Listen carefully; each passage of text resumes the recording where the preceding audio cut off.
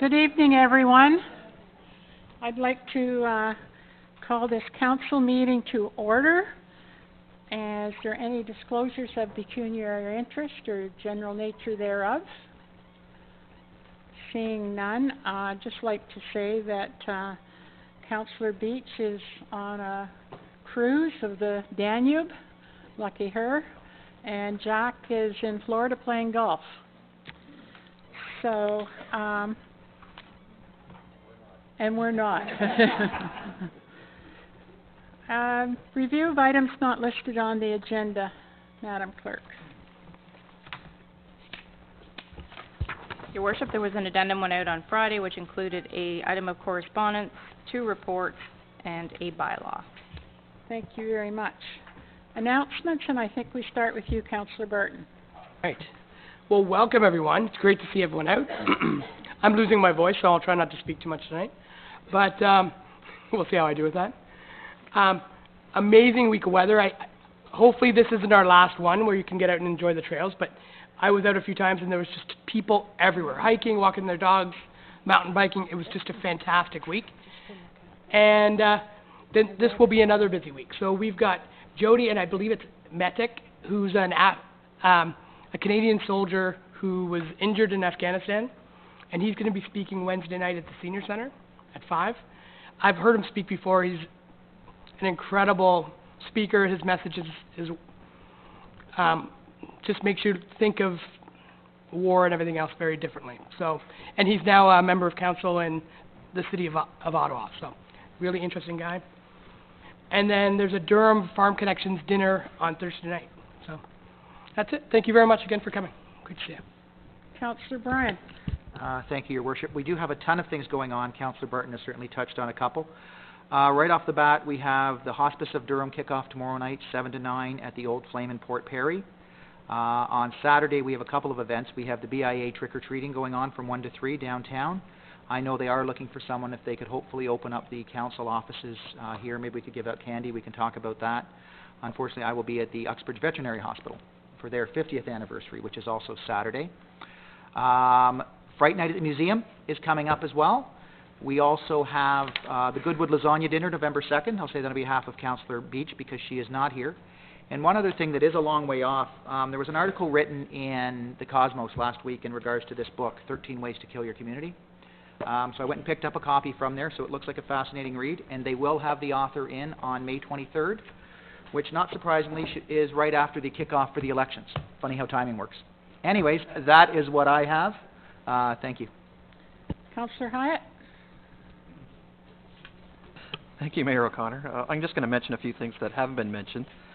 Last week we had our AVEC meeting, and if you're familiar with tourism, is creating a new app. They're doing a historic tour of the town. I believe it's GPS powered, and you can walk around and it'll guide you through as you walk. AVEC is coming up with a similar plan for art in the town, so stay tuned for that. I'll have more information as we move forward. BIA had their special meeting and they've hired a new facilitator. Elaine, do you want to stand up and take a bow? Welcome. So we're going to give her lots of work to do. She doesn't know that yet. But I met with staff at the fire hall. We're going to recreate a trail there along the back of Weller Court that pre-existed prior to construction. So we're going to be doing some plannings to hopefully keep people on the trail instead of wandering around the fire hall site, so that's underway as well. And we'll be adding more trees to the site. Not only now, we've managed to find some money for this year, but we also intend to add some in the 2018 budget as well. On Saturday, Councillor Malloy, Mayor O'Connor, and I welcomed 2 new businesses to town. We had 2 grand openings. Anytime Fitness, which is down in the next to the Bulk Barn, and New Dimensions Eye Care, which is just on the building just to the north of us here. We welcomed them in. It was quite a do at both places, so again, I hope they are very successful. And Elaine was there too to welcome them to BIA as well. Friday there was a paranormal presentation at the museum, and there's a haunted house coming up this week as well, a Fright Night. There's been church suppers, music galas, concerts. I won't get into all of it, but I'm sure we've all had the opportunity to attend as many as we possibly can. But it's busier and busier, and as the other councillors have mentioned, there's a lot going on. So we're trying to keep up to speed with everything, so thank you. Thank you, Mayor O'Connor. Yeah, there's a lot of events going on. Actually, on Friday night, I attended the 14th music night at the Sanford United Church. It was great, 14th year in a row, and they've done a wonderful job of it. On Sunday, it was the 130th anniversary of the Zephyr United Church, 130 years. It's pretty incredible, actually. Councillor Barton talked about the weather. I know I've been talking to Cooper's Farms and Brooks Farms, and they're just going completely nuts. They've had spectacular fall after maybe an iffy summer, but they're all doing wonderful. There was also a Halloween dance at the Sanford Hall this Saturday night, if you'd like to attend. And unfortunately, on a sad note, a very good friend of mine, a good friend of our township, Chris Brunet, passed away last night after about a 10-month battle with cancer. Okay, I was busy all week, as we all are usually around here. But the one thing that I did attend on, out of the 5 on the weekend, was on Saturday night, and it was a farmhouse Kaylee, a takeoff on what goes on in Nova Scotia and Newfoundland, with some real stomping music, and it was a great evening. It was put on by the Lucy Maud Montgomery Society, and anybody that went and didn't tap their feet, I don't know. Between hand clapping and getting up and dancing and that sort of thing, it was a great, great night. So, and they had the whole weekend booked, and I hear it was very successful. Okay, I have presentations that I'd like to make, but I'm going to make them from the podium.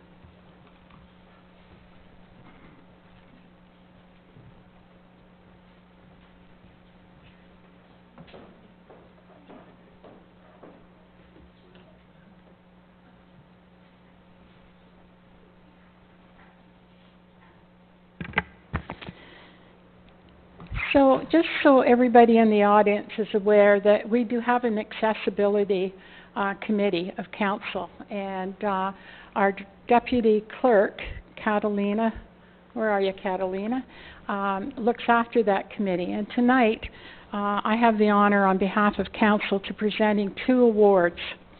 The individual award is going to Graham Baskin, who is an ambassador for accessibility in our community. He's involved in the volunteer services, participates in a variety of sports and activities, and has advised the high school and the township on accessibility matters. Graham shows that regardless of barriers, everyone can live life to its fullest. Graham is a perfect example of what just one person can do to create inclusiveness environments for people of all abilities, and his future is so bright. It is my sincere pleasure to present the 2017 Township of Uxbridge Individual Accessibility Award to Graham Baskin.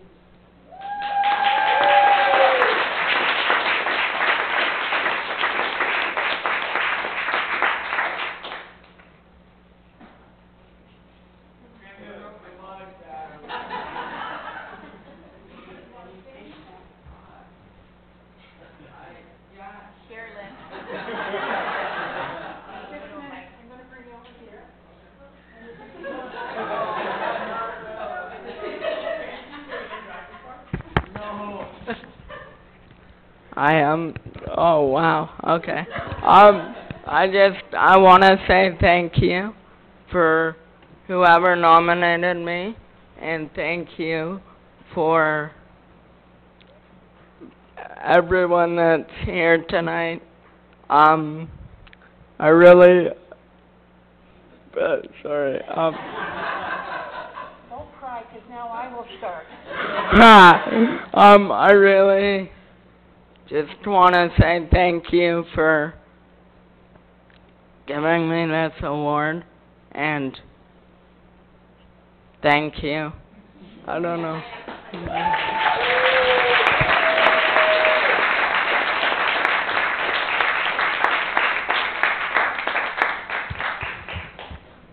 Thank you, Graham. Business Award is going to the Roxy Theatres of Uxbridge. The Roxy has always been and continues to be completely accessible. There is a special main level with accessible washroom, full ramps for easy access into the theater, and priority seating for people living with disabilities that doesn't make them feel out of place. Additionally, the Roxy is accommodating in removing barriers. They are always willing to go above and beyond their customers, beyond for their customers, whether it is special screenings or ensuring that their staff is capable of assisting anyone who walks in their door. The Roxy is a fantastic example of an organization succeeding in being inclusive in the community. We hope that all businesses consider the accessibility of their business when not only completing renovations, but in delivering a service. It's my pleasure and sincere pleasure to present the 2017 Township of Uxbridge Business Accessibility Awards to Roxy Theatre. Kathy Christoph.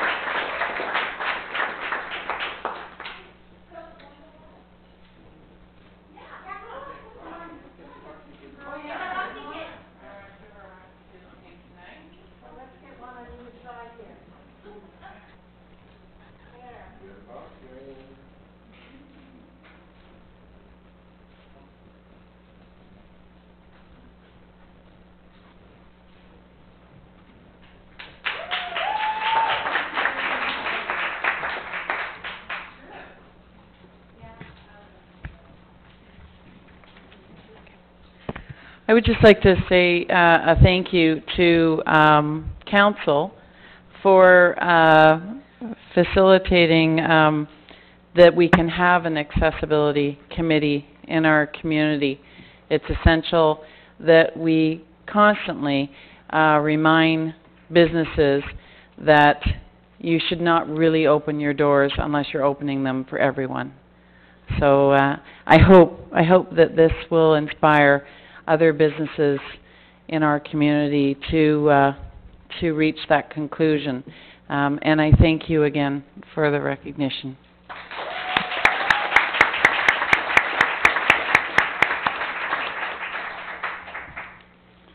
And again, Kathy, to you and the Roxy kids, a huge thank you for the contributions that you make on a continual basis to our municipality.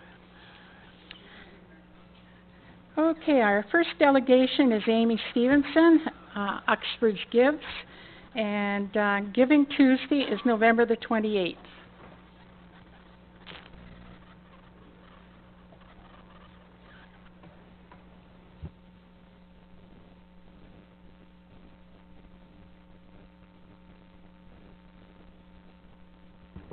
Okay, there we go. Technology's great. And I had a joke, and now it's kind of fallen flat. I was going to say, I didn't bring nearly as many people to cheer me on as these wonderful people did. But anyways, I am here tonight, and thank you for allowing me the chance to come and speak to you. I'm not sure, some of you may remember, I was here 2 years ago, and we declared Giving Tuesday in Uxbridge, and I promised you I'd be back with something bigger and something better. But what I do want to remind you of is what Giving Tuesday is for anybody who doesn't know. It was a movement that started all over the world now, and we do have it here in Canada.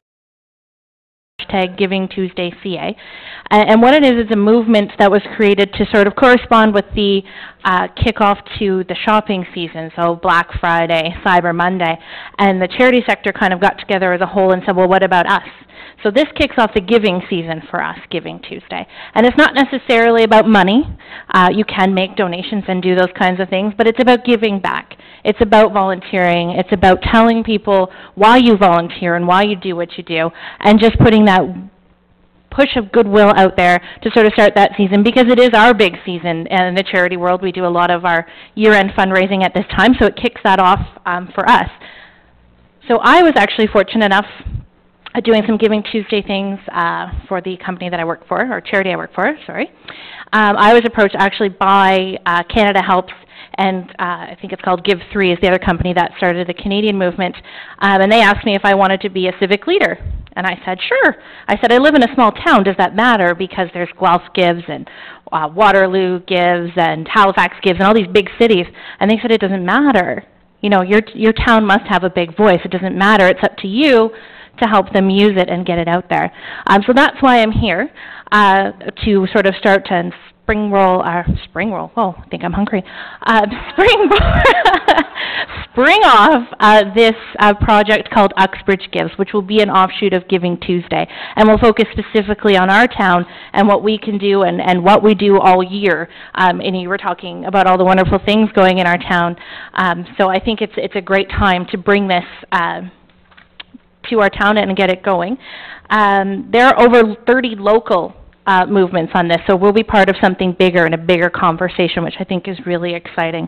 And I have sort of a 2-year goal. This is a good push-off year, and we'll start building from here and getting local businesses on board and community leaders and things like that, which is part of the reason I'm here to speak to you tonight as community leaders. And I think it's really important when you're thinking about Giving Tuesday, and you have to think about your why. Why are you doing this? Why do you give back? Why do you do what you do? So my why right now is kind of into 3 parts. I currently work for the Jennifer Ashley Children's Charity as the event coordinator, and most of you on council know me from my work with the new animal shelter for Uxbridge Skugog. But the other half of my why, and one of them is sitting actually right here, right now. I told him he was part of my presentation. He's pretty excited. Look, Dave remembers your name. That's pretty cool. My nephews, the 3 young gentlemen in the middle there, are my why. I want them to know that even at 7 and 4 and 9 months is a bit young, but that they can do great things, and they can do more, and they can be more, and that's inspiring to me, and that's what I want to show them. So like I said, it's not about money. It's not about things. You can volunteer, get involved. You know, go to the food bank and sort food, or do whatever makes you feel good, whatever your why is, and contribute to that. Really, it's a random act of kindness. It's anything that inspires you to do good. And the other thing you can do on that day, and we're actually going to participate in this in just a little bit, it's called the unselfie. And what it is you take a selfie of yourself doing something good. Unselfish, unselfie, something to sort of springboard that, and you can tag it. There's all through here, Unselfie, Giving Tuesday CA, Uxbridge Gives, and we'll start tweeting those things out and showing everybody how much our town does care. So the other half of why I'm here is to encourage all of you councillors to get involved, find something within your ward or your constituents, whatever moves you on Giving Tuesday, and share it and help support this movement. But also asking for Mayor O'Connor to declare Giving Tuesday in Uxbridge as November 28th. Does anyone have any questions? If I talk too fast, I'm really sorry. I know I had 5 minutes, so I had to go. I know we were very impressed when you were here a couple years ago, Amy. Thank you. And I don't think council is going to have any issues whatsoever in supporting this, and so we will do a declaration. Thank you. And it will come forward. Probably staff will have it done within the next week or so. And do you want a copy of it that can be sent somewhere, or? That would be wonderful. That would be great. Okay, so we'll make sure that you get a copy of the declaration. That's wonderful. Okay. Now, if we have like 2 minutes, can we grab a selfie together that I can scary. post? I know, I'm going to be in it too. It's a little bit scary. I brought my personal photographer. I brought my mom to take it. Maybe if we can just crowd around Mayor O'Connor, we'll take a real quick selfie, and I'll... Wherever you guys want to be. We can mix it up. Do you want to do it? Do you want to do it with that as the background?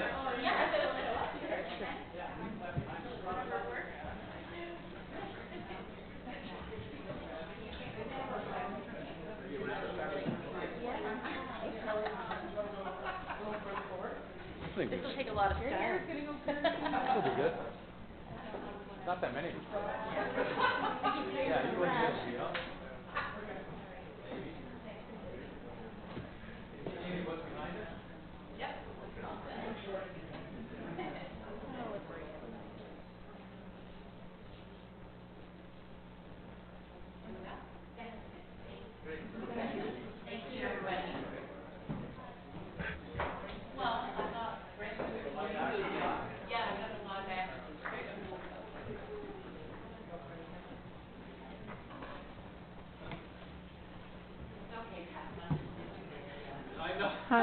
Thank you very much, Amy, and I also want to thank you on behalf of Council for the number of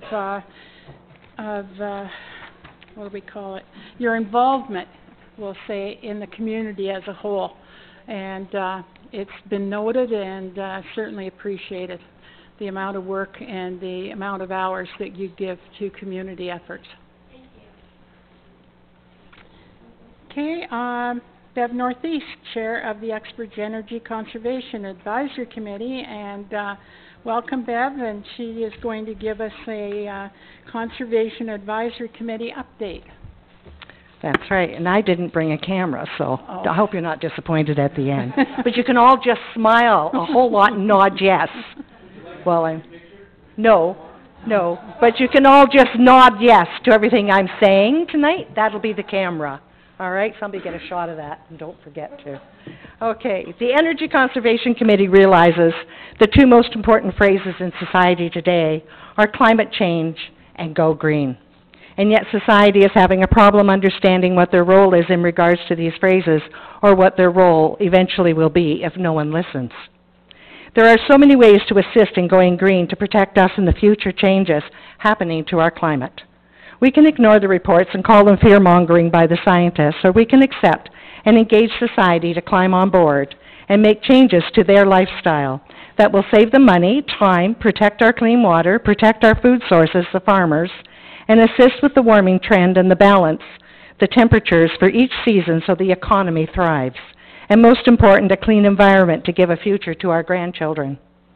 All positive outcomes for making changes will benefit all of us, and all levels of government can encourage these changes before it becomes a situation of demand. Some of the changes that can be implemented immediately were the requests the committee made last year. Signage at the entrances to the community stating a no idling community, a friendly reminder, not a bylaw. The committee received an email from Councillor Barton on the dangers of warming up the motor of your car, so this issue should be first and foremost for the township to address, and will assist in preventing some of the pollution from our vehicles, which has been proven through many studies to be one of the worst causes of greenhouse gas. Another suggestion for positive change would be addressing four-way stop signs, as quite often these signs are ignored, and this would also prevent the very high exhaust pollution from stopping and starting the vehicle and the production of a very dangerous brake dust, which is not only a pollutant for the environment, but also for your lungs. The police were in attendance, sorry I moved away from it.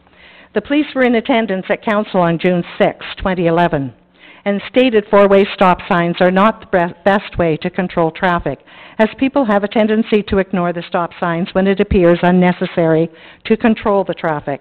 So why not install yield signs which keep traffic moving, less pollution, which is another positive solution, which also saves you money replacing your brakes.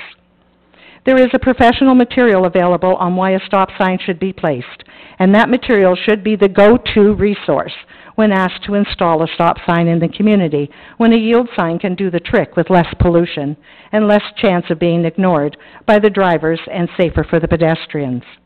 We have heard two positive solutions for assisting in protecting the air we breathe, the future of our food supply, and a healthy economy for a successful community.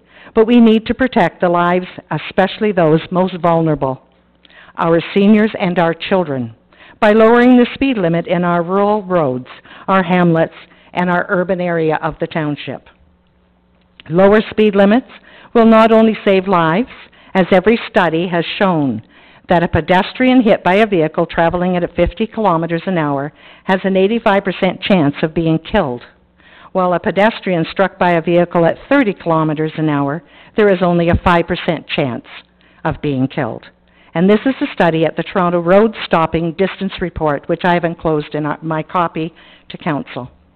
A lower speed limit through our downtown will also address pollution, as carbon emissions increases with speed, and by discouraging the gravel trucks with a lower speed limit, they just might find another route.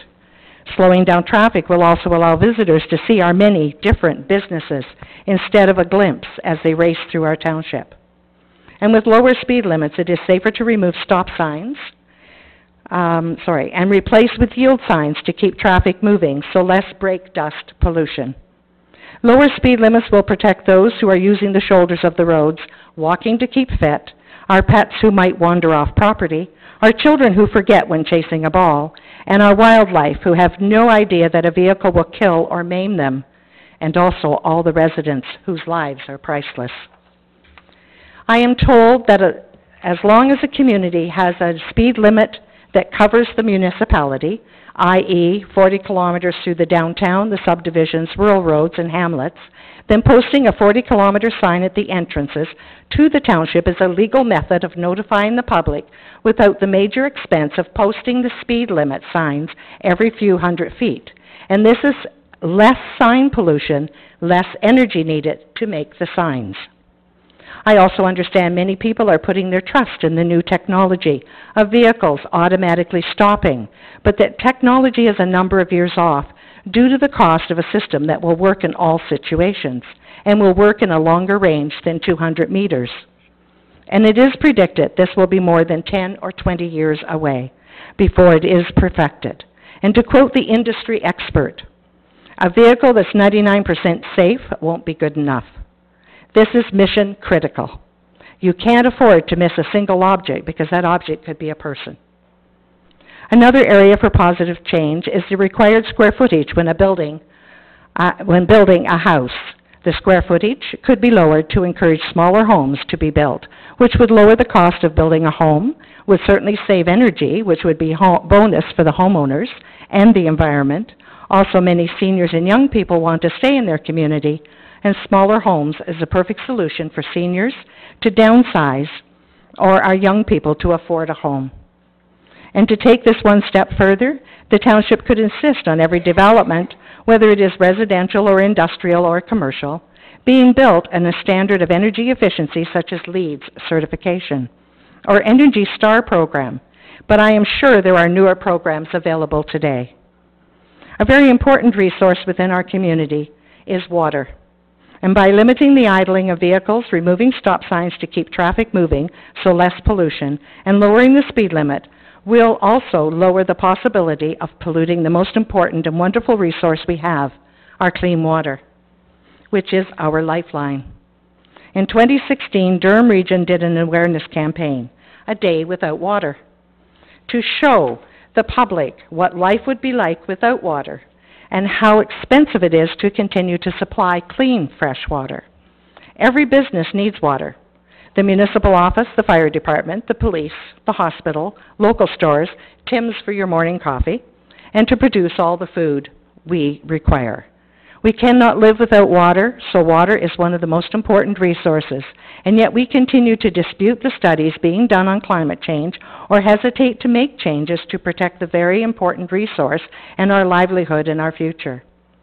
Having a polluted water system in a community will quickly destroy the local economy, and some of us still remember the water pollution story and the problems that were faced by the residents in a community close to us. And how quickly news spread and the damage that was done in that community. It isn't just the dumping of waste into the water or the runoff from fields, farm animals, or chemicals. It is the polluted air and many other issues that destroy clean water systems.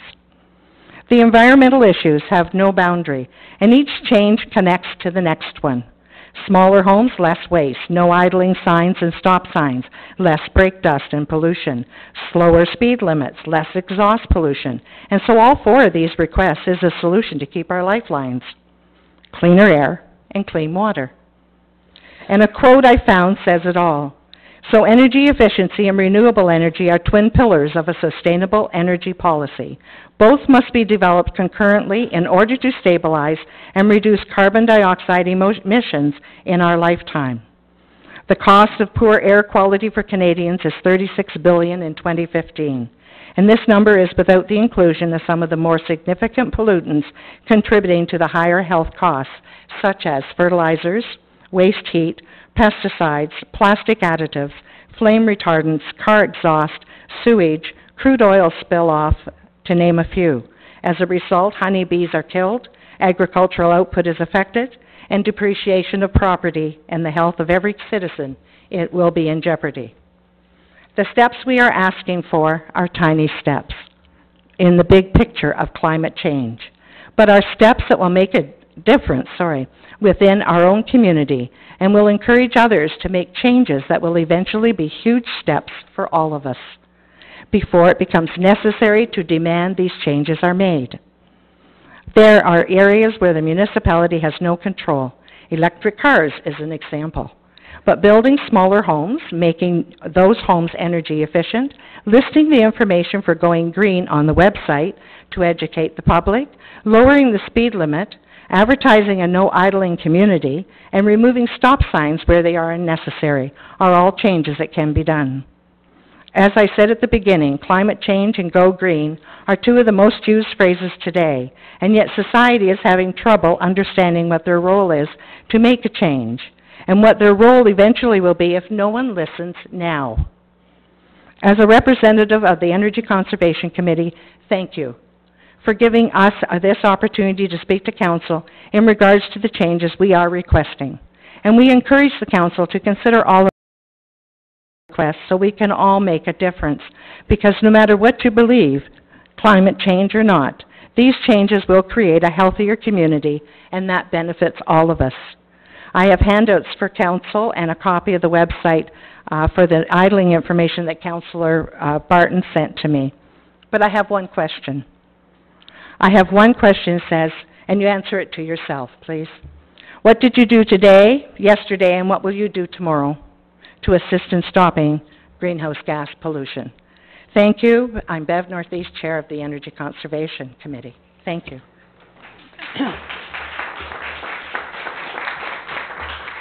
Thank you very much, Bev, for an excellent presentation.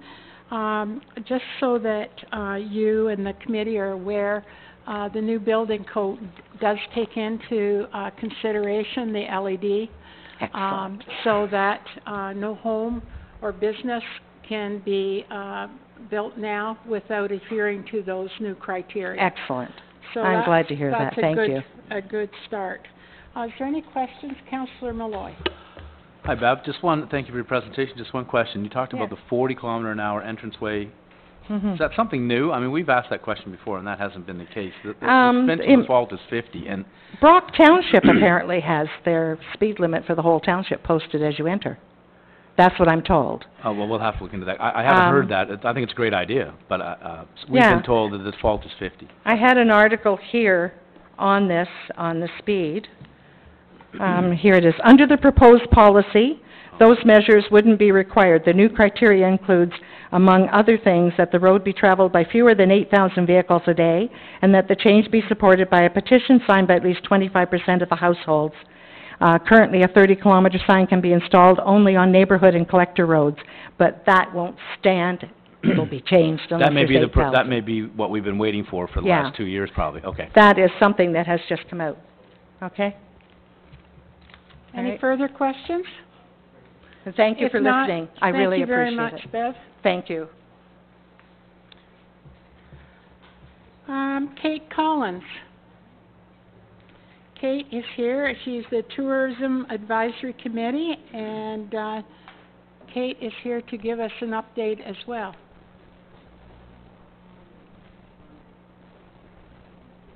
Will staff be providing us with a copy of Bev's presentation?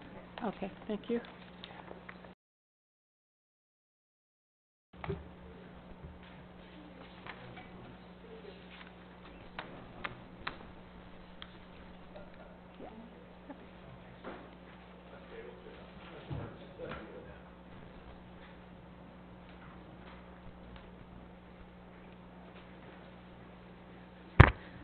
So Mike Whiston could not be here tonight, so he's recorded a video that I'm going to play for you first.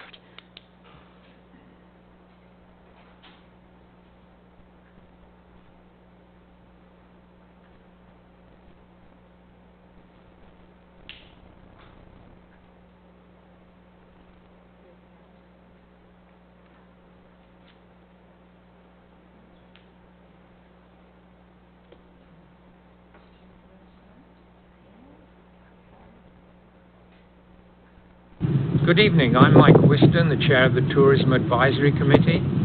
Sorry I can't be with you at the meeting today. I had a previous engagement with involved my family, and family always takes priority. But I'd like to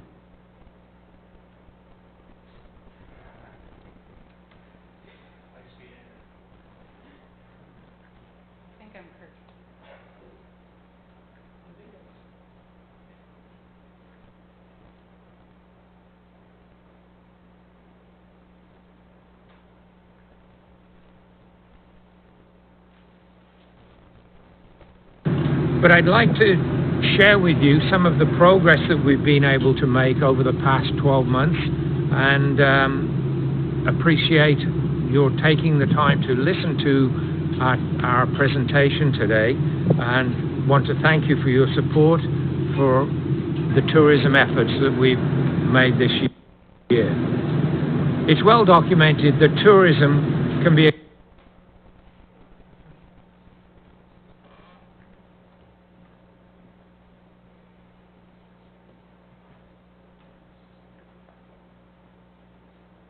key driver of social and economic well-being when a collaborative strategic approach is taken. The untapped tourism potential for this town remains immense.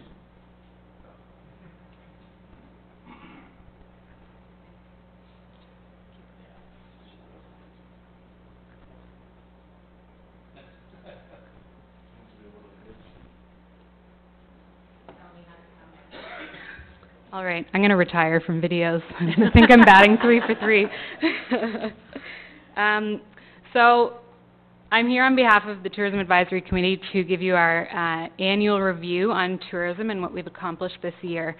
So before I jump into what we've done, I just want to take a step back and really ground the conversation in the why.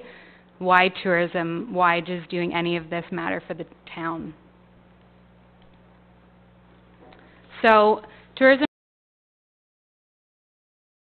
and from the economic perspective, brings in new businesses from a diversity of industries, brings in new jobs, brings in increased commercial and residential development, because often the people who come here to visit fall in love with the place and end up coming back either as an investor or as a new resident.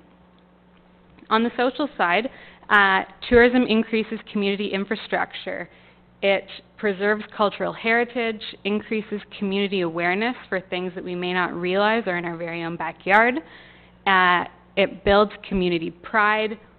And lastly is repopulation, and that's creating a really engaging place, especially for the younger demographic, that slows that drift that can often happen to the larger urban areas. And so tourism can be a big part of keeping a younger working demographic here. So we've got the why. Now we can get into the how and the what. And so for our year in review, we've really grouped everything into 4 buckets: identity, platforms, content, and engagement. And as I go through all of our activities, you're going to see 2 numbers under everything we've done. The first number is what the actual cost was to the township, and the second number is the total cost of the project. So the difference between these 2 numbers is where we've found external sources of funding, and also where, now having a staff member, we were able to do internally what previously would have had to be outsourced. So the first thing is identity. You're now all familiar with the Discover Uxbridge brand we've created. We have the name, we have a new logo, we have custom fonts and a color scheme, and of course this logo has now sort of fed into a whole new family of logos for the township. And all of this has been really well received by the public for a new look and a consistent and recognizable look for tourism. Next is platforms. So taking this identity and then creating places that we can actually house content and communicate with people. So as you know, the big piece is the new website, and that was launched in March of this year.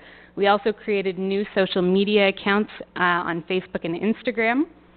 And then the third piece here is the wayfinding strategy plan. So this, we've completed the plan, and now we're moving into the installation phase of new signage, and so that will help people find our tourism assets that we're telling them all about. And the third bucket is content, and this is a big one. And so starting with print media, we rewrote and redesigned the Discover Uxbridge Visitor Guide. We made it more of a one-stop shop of all of our tourism assets so that we're not having to hand out a million different brochures when we're talking to people. We can really give them one piece that we're proud of that represents the tourism brand. We also made postcards, some new trail guides, and some business cards that can sit at the cash registers of businesses and really take them to our online platforms. And then moving to the digital side of things, so we created the website, but simply having a website doesn't really do much for us. We have to keep it fresh. We have to keep new content. We have to change it with the seasons and make sure all of our new events are there. And so every week we're adding to this website and making sure that we've got engaging content for people to see. Similarly, with the social media, again, we launched the accounts, but just having the accounts and the occasional post doesn't really do anything for us. And so what we did to engage more people is created, I've got 6 examples here of dozens and dozens of these custom graphics that we created each week to post to tell people about seasonal activities, the trails, events, and we found that by using these really vibrant, appealing graphics, we were getting a lot more traction on social media. This speaks to what I just said. So this is our Twitter account, the impressions per month, and it's comparing 2016 to 2017. So you can see when you add someone who's dedicated to doing this every week and to creating engaging content, what can happen. So we're going from 0 to maybe 500 at best impressions per month, up to now we're 12,000 impressions per month on Twitter, year-to-year comparison. The next piece is photography. So yes, a picture is worth 1,000 words, and we really needed some new photo assets that really showed the beauty of Uxbridge and told the story the way we wanted people to see Uxbridge. And so we did a number of photo shoots. We also did a video shoot, and these photos elevate everything we do within the township that's visual. So they have been used across many departments in the township. Also, the requests we've gotten from, I think, the Toronto Star and the Globe, who've done articles on Uxbridge, and they say, do you have any photos? They have to be print quality. And now, yes, we have those photos, and we can offer them up to them.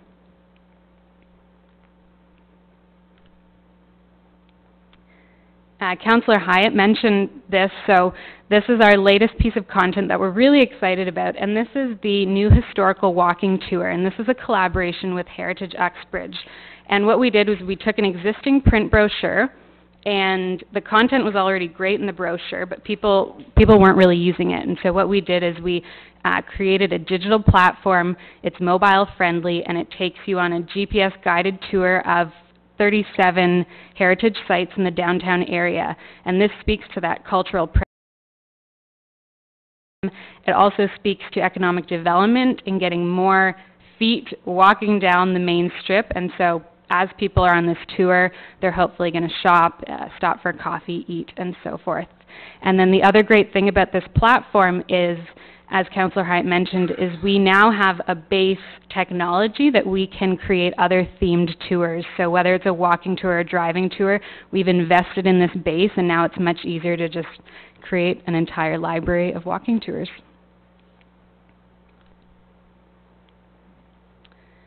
So we're creating all this content, but who's actually looking at it, and is it the people we want to be looking at it? So I'll just speak to one part of this for the sake of time, is that we've had 5,000 visitors to the website since our launch in March, and of those 5,000, 82% have been from outside of Uxbridge. And that's an important number because it tells us that yes, we are in fact reaching potential visitors and not just residents. And I think 22% from Toronto is excellent, especially in this short time that we've had the website up. You can also see we're reaching all ages, and I think when I drilled down into the demographics, the 65 and over was 18%, which I think is an excellent number that we're reaching all audiences. And the last bucket is engagement.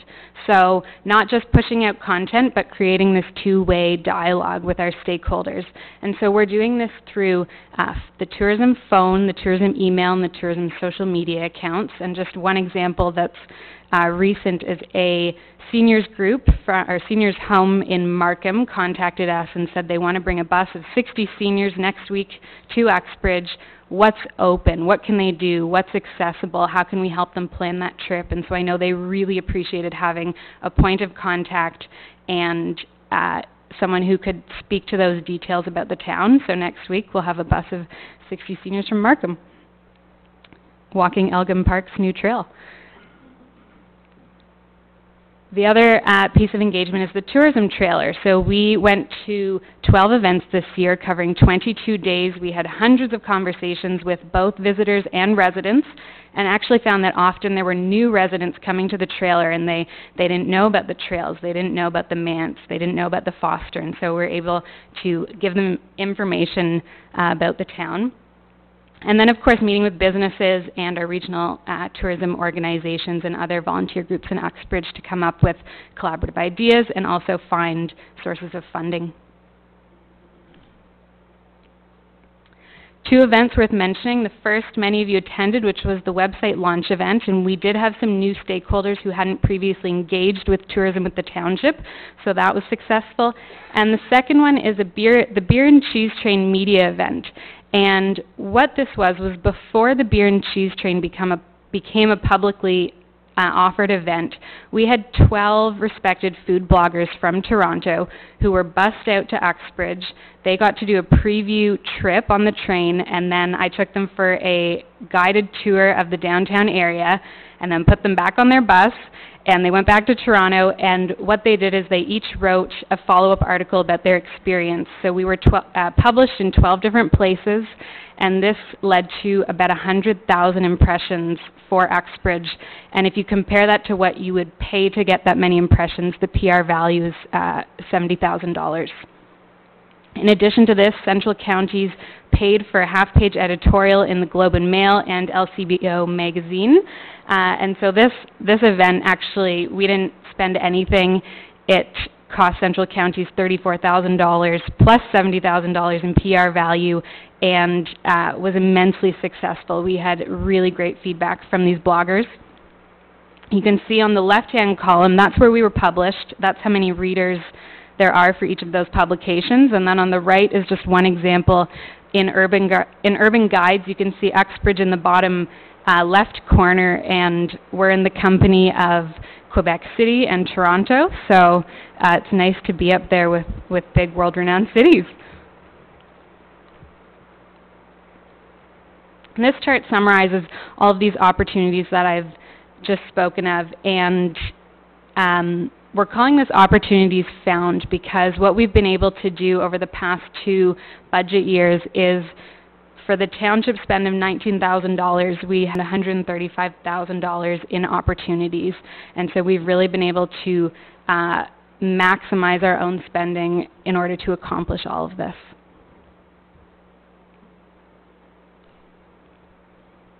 And very quickly, bringing this back to the 3-year tourism plan that was adopted by Council at the end of 2015. We're now at the end of year 2. And so you can see we have accomplished a great deal. We made a lot of progress this year. And I will circulate this so that you can all read it in more detail if you like. And of course, we still have a lot to accomplish next year. So we have an equally ambitious year ahead, but the tourism committee feels that we really have now a strong foundation to build upon, that we've started to see progress, and we can sort of step change and take this to the next level. And finally, I'm going to end on this slide, and this is just a happy slide of some feedback we've gotten both from residents and visitors, and little notes that are telling us we're really headed in the right direction. So you can take a moment to read these, and then I welcome your questions. Thank you. Thank you very much, Kate. Just so council is aware and people in the audience are aware that Kate only works for 15 hours a week. And in those 15 hours, she has accomplished much. So congratulations on this presentation. Really well done. And continue to do the great work. Thank you. Questions from staff or from Councillor? Nothing? Councillor Hyatt. Thanks, Kate. Great presentation. Thanks. Were those stats that you showed, were they from Central Counties, or are they our own compilation things?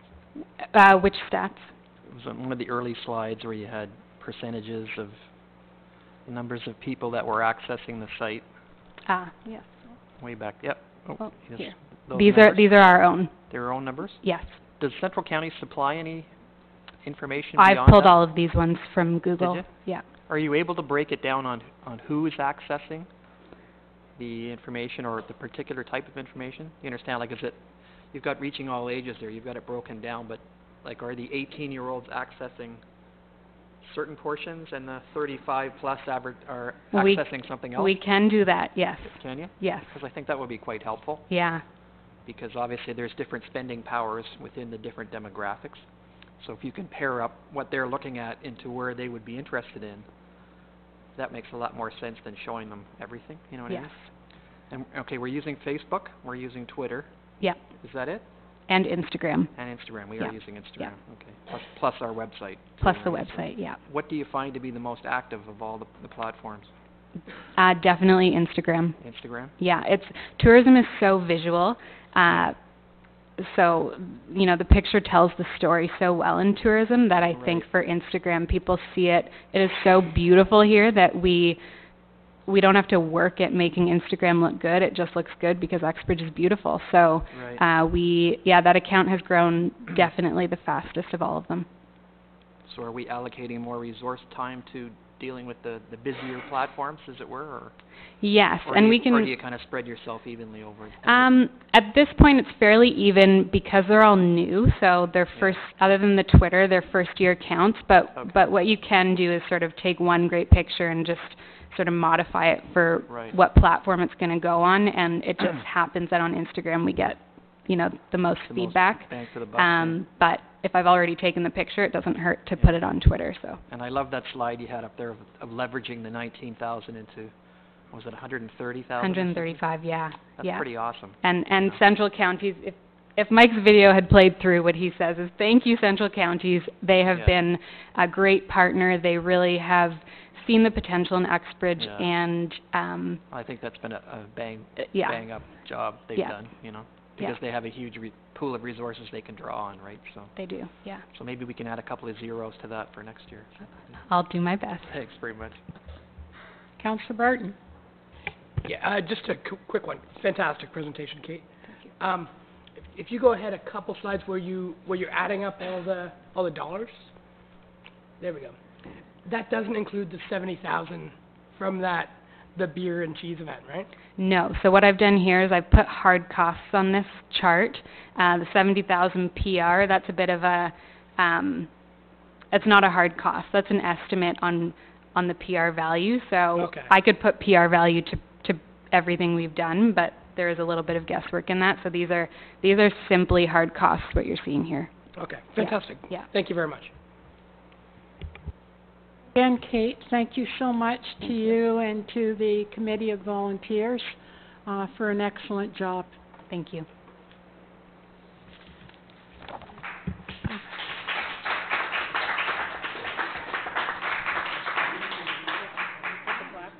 Huh?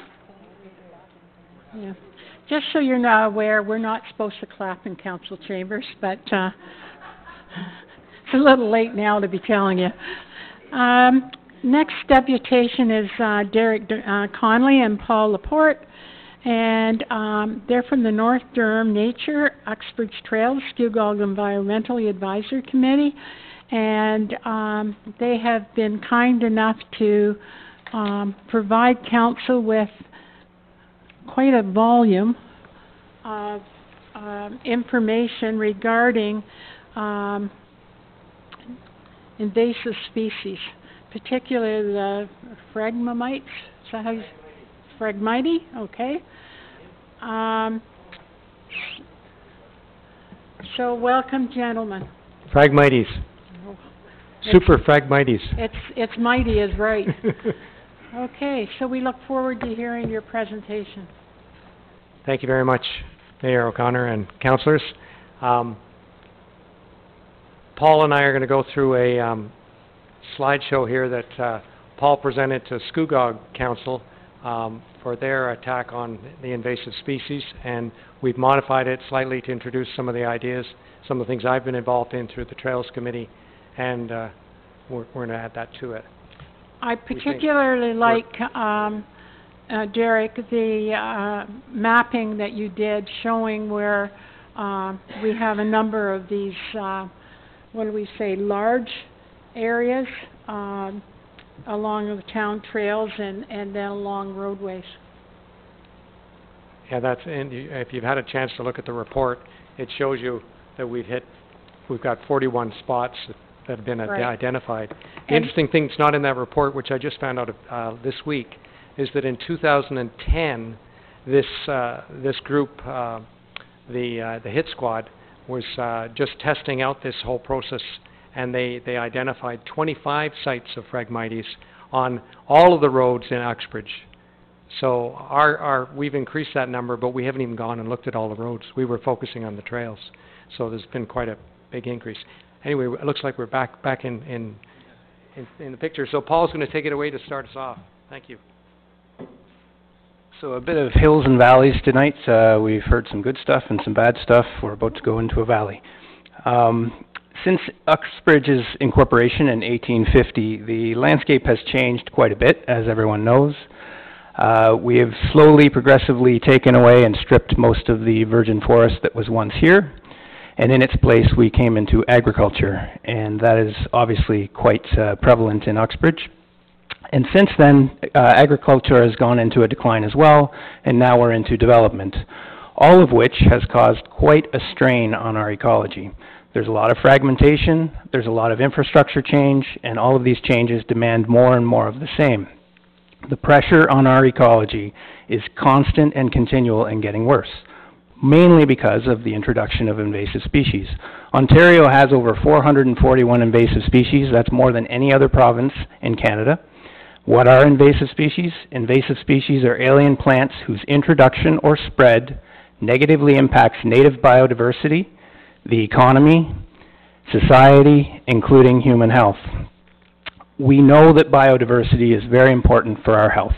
We know that it is important to have all of the things that we love in our ecology survive and thrive. Most people here would obviously know that the monarch butterfly requires one species of plant by which to complete its life cycle. So you need to have milkweed in the landscape for this to happen. And this is true amongst all of our pollinators that we see, and they're all in decline to date. And we know that the reason that they're in decline partially is because of invasive species. So in order to have all of these things which feed all the trophic levels of everything that we love, all the way to the very top, we need to have a strong, healthy ecology with lots of biodiversity. 4 particular species that Uxbridge really needs to be concerned with right now are Phragmites, Japanese knotweed, wild parsnip, and giant hogweed, of the 441. if you can actually tackle these, you can then tackle others. These are some of the worst, and they are coming.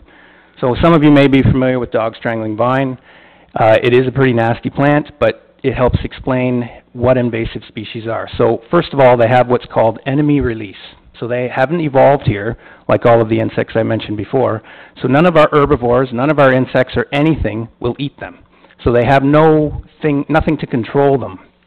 So they're able to basically create a monoculture. So dog strangling vine in this case, growing on an open bank in the sun, but they also have what's called phenotypic plasticity.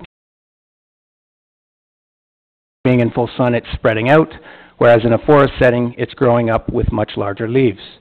As the season progresses, you get cobwebs in the forest.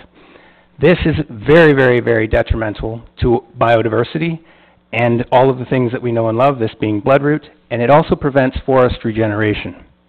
In the case here, you're seeing sugar maples. So Japanese knotweed, beautiful plant, obviously brought here on an ornamental scale. Unfortunately, it is native to Japan. It grows up through after a volcanic eruption, so it is one of the first pioneer species to grow through the rock. In the UK, you are not able to get a mortgage on your home if you have it, and over there, there's not a 10 square kilometer area that doesn't have it. It's a sleeping giant in Ontario right now, and it is pretty much from Ottawa all the way down to Windsor. It is a very large plant, this being here in Ottawa.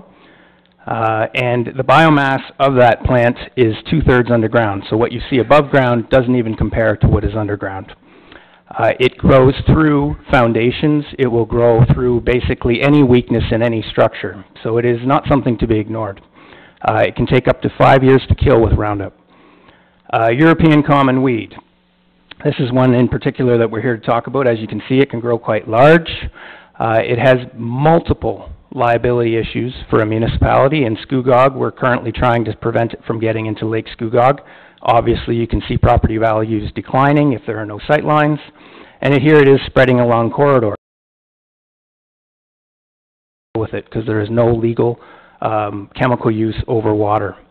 So in Uxbridge, you have situations where basically it is early detection in the top right corner, very cost effective to deal with these species when they are small populations versus the other pictures when it becomes very difficult to control and very costly. So I'll leave it to Derek to discuss a little bit of the local issue. So this is in Barton Farms. This is the Barton Retention Pond. This is one of my favorite spots to go for a walk, and a lot of the community just take the dogs for a walk in that area. And it's a retention pond, so its purpose is to clean the water before it gets into the Uxbridge Brook. But it also serves as a place for Canada geese to stop by or migrate through, and a lot of other wildlife. And it's something that a lot of residents expect to see when they walk on their trails. They look for the beauty that's surrounding the trail itself, the plants and the animals that are there. Elgin Pond, on a nice quiet day in the fall last week, where there's hardly anybody there, quite a contrast to say Huck Finn Day, when you wouldn't find a space to stand beside the center of the pond, and the view would be a little bit different. Huck Finn Day is not going to happen if the fish don't have a healthy environment. And if this pond got filled in with Phragmites, we'd be in trouble. Phragmites is here. There's me standing beside a pile of it in Uxbridge, and it's tall, it's thick, and it's scary. So here we are.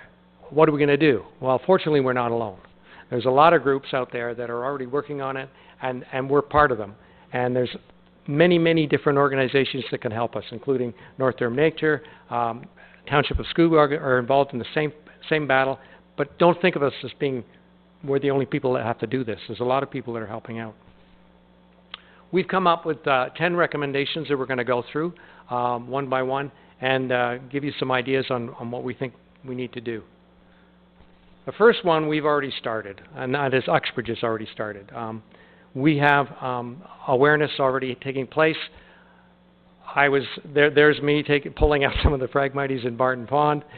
We've got stuff that's going on already in the town, and the Trails Committee's already put up some invasive awareness, different. So we've started, but there's still more to do. Paul. So community awareness is quite important to recognizing the species. Maybe some of you are not familiar with Phragmites as it is now, and this is your first chance of seeing it. That's awareness. By being aware we're part of a group, we actually are able to treat it. But from a municipal standpoint, I've handed the Clean Equipment Protocol, which was developed by the Ontario Invasive Plants Council, to all of the councillors. This has been adopted in Scugog Township and being deferred to staff. Essentially, it's advocating to clean equipment when you're moving into areas that are known to be infested with invasive species, so that you're not continually spreading it. Because when you're spreading it, you're actually adding to your costs down the line. And this is actually the whole reason why Derek and I are here today, is to limit costs. Like Scugog, you have a small community, you don't have infinite funding, and we need to actually tackle this from a grassroots approach, and also being very smart about it by learning from other communities. So the vectors for moving this around is obviously the equipment that you would see here along roadways, and we need to actually be more astute in actually dealing with that. The third recommendation is adding a property standards bylaw. So there are two particular species that are harmful to human health. I'm sure you are aware of giant hogweed. If you do have residents that are maybe not taking care of their property, the township needs to be able to go in there and basically deal with situations where there's wild parsnip. In addition, on township property, you need to be well prepared to actually be able to deal with these problems before they actually cause some sort of issue with liability. This being in Ottawa, they've put up signs to warn people. Giant hogweed, I'm sure everyone in this room is well aware of. We tend to be a geocentric species in caring more about ourselves. But Uxbridge on the EDMAP system has reports of giant hogweed being here, and that includes Stouffville. It is moving around, and it will be here. And it can cause severe burns. This is not poison. This is a very significant problem. It can also cause blindness. It is very important to be certain of the species you are treating, because there are native species that do look like giant hogweed, but they are not giant hogweed. So we need to make sure that our municipal staff personnel is available to address public concerns like this. I know that already Uxbridge has got, you can phone in if you think you've got giant hogweed on there. We can phone in, and I think Jennifer picks up the call and she directs it to somebody in the roads department that goes and deals with it. One of the things we have to make sure, as Paul mentioned, is that we know how to identify the plants.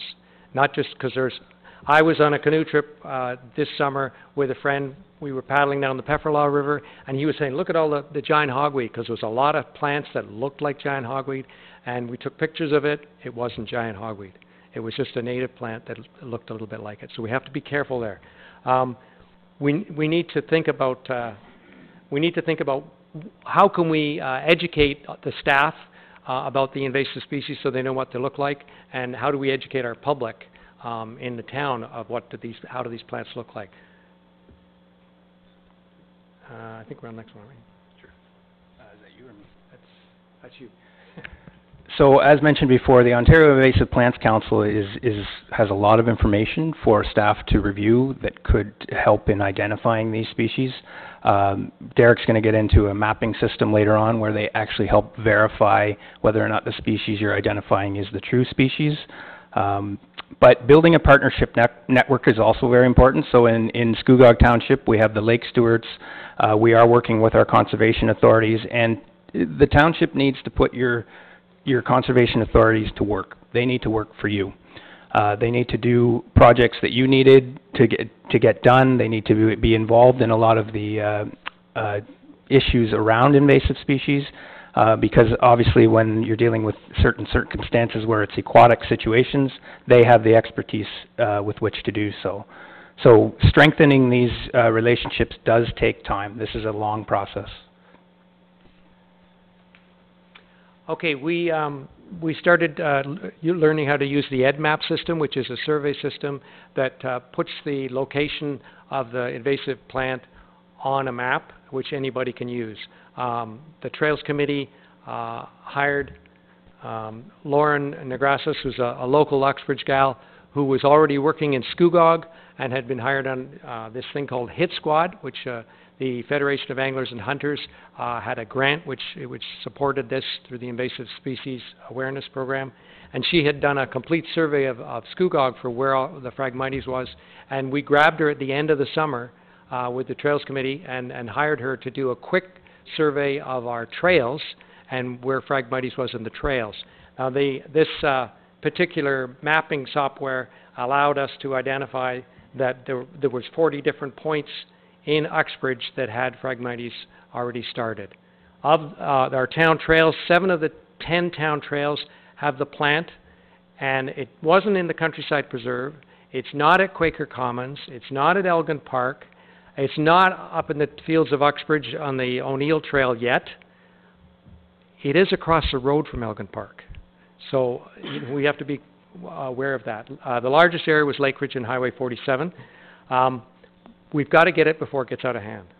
Next one. That's me again. Okay. Right, and now Japanese knotweed is another one which most of us are not that comfortable with identifying yet, and that's something we need to become educated on. But the big one down here that is the idea of the cost. It doesn't cost very much to start. The little project that I did, I had a handful of volunteers, and that's coming up actually. We got to Barton Fawn here. At the end here, the coloring's off, but the Phragmites is at the end, the tall plants there. This was right at the outlet of the pond. The next picture, this was a few that was at the north end of the pond. And then we went in there with 6 people, 3 hours on a Saturday morning, and we did it again the following Saturday morning. We removed all of the above ground plants, and we've got some of the roots as well. So when the dredging crew went in there to do the clean out of the retention pond, the contractors were saying, you guys don't even have any Phragmites here. And that was only 2 days of, getting the surface out. Now the plant is still there. It's still, the roots are still underwater in the mud and on the shore. So that wasn't true that the plant is gone, but we did have a good start on it, and it's that early detection, getting in there and getting it before it spreads that's so important. So we recommend that council budgets for invasive species management, and ideally it would be every year, because this issue isn't going to go away. It is a 5-year outlook for success. There are many variables. So in Uxbridge Township, we hired Lauren, as mentioned by Derek. She cost the township, I believe, with the subsidies, about $175. And that was very cheap. She was with us for months. We mapped all of the populations in Scugog Township, about 148. So now we have an above ground scale by which to attack it and where to approach it. There's a municipal responsibility and there's also a volunteer responsibility. In some cases you can use chemicals, in some places you can't. But without funding for being able to actually follow and track it, you can't actually do anything, and eventually you'll be like the South. In the South, down near Windsor, it has taken over all the wetlands, and unfortunately now they talk about aerial spraying because it's too late. But they realize what it has done to their ecology. So we also advocate for responsible chemical use. There is a reason why not everybody is able to go out and actually spray chemicals like crazy. Being able to properly identify and not using it in an aquatic situation. So you need to be very careful on obviously who is doing this and when they're doing it. And then I'm going to leave it to Derek for the last slide. So Parks Department and Roads Department already have a list of consulting companies that they use. This is just another list that was put together by the Ontario Invasive Plant Council, which is just another source that they could use if they're not happy with the consultants that they're using right now. We're going to see the efforts with the thinning of the forest in Countryside Preserve. That consulting group has just sprayed for dog sparkling vine and buckthorn. So we'll see how that worked out before that thinning took place. And this might provide some help for the rest of the work with parks and roads. We've given you quickly 10 recommendations that we would like you to have a look at, and provided you with that kind of information. In the future, what we're hoping is that when we look at a pond, we'll be able to see a view that has a turtle in it, and it won't be all a wall of Phragmites. That's what we're hoping. Thank you. Thank you very much, Derek and Paul, for the great presentation. Just a couple questions. is it a noxious weed? Is it under the Noxious Weed Act? Is it So, there's Bill 37 is the Invasive Species Act. Not to speak too much far down, but it's a relatively weak legislation. Noxious Weed Act is quite an old act, and it's difficult to enforce. So in the case of buckthorn, for example, which is an invasive species, it is a noxious weed, but it would be difficult for the municipality to enforce, basically stopping people from doing it. The approach here is taking the worst species and working your way down. If you can tackle Phragmites or Japanese knotweed or giant hogweed, you can then work your way to, say, dog strangling vine. It is listed as an invasive species, whether or not it's on the noxious. It's actually Canada's worst invasive species in the whole country. So we send in equipment, for instance, or as an example, along the roadside and dig it up. Yep. And again, I appreciate the information you gave us about cleaning equipment and how important that is. So we'll make sure that our Works Department gets that. But when you dig like that, are you getting it all, or do you have to go back and continually dig? So in many cases, in dealing with Phragmites or in dealing with Japanese knotweed, for knotweed, for example, a centimeter of knotweed root will reroot somewhere else. In the case of Phragmites, it's very similar. So you get the rhizome, and basically it's an underground stem. You can replant it somewhere else, the seeds as well.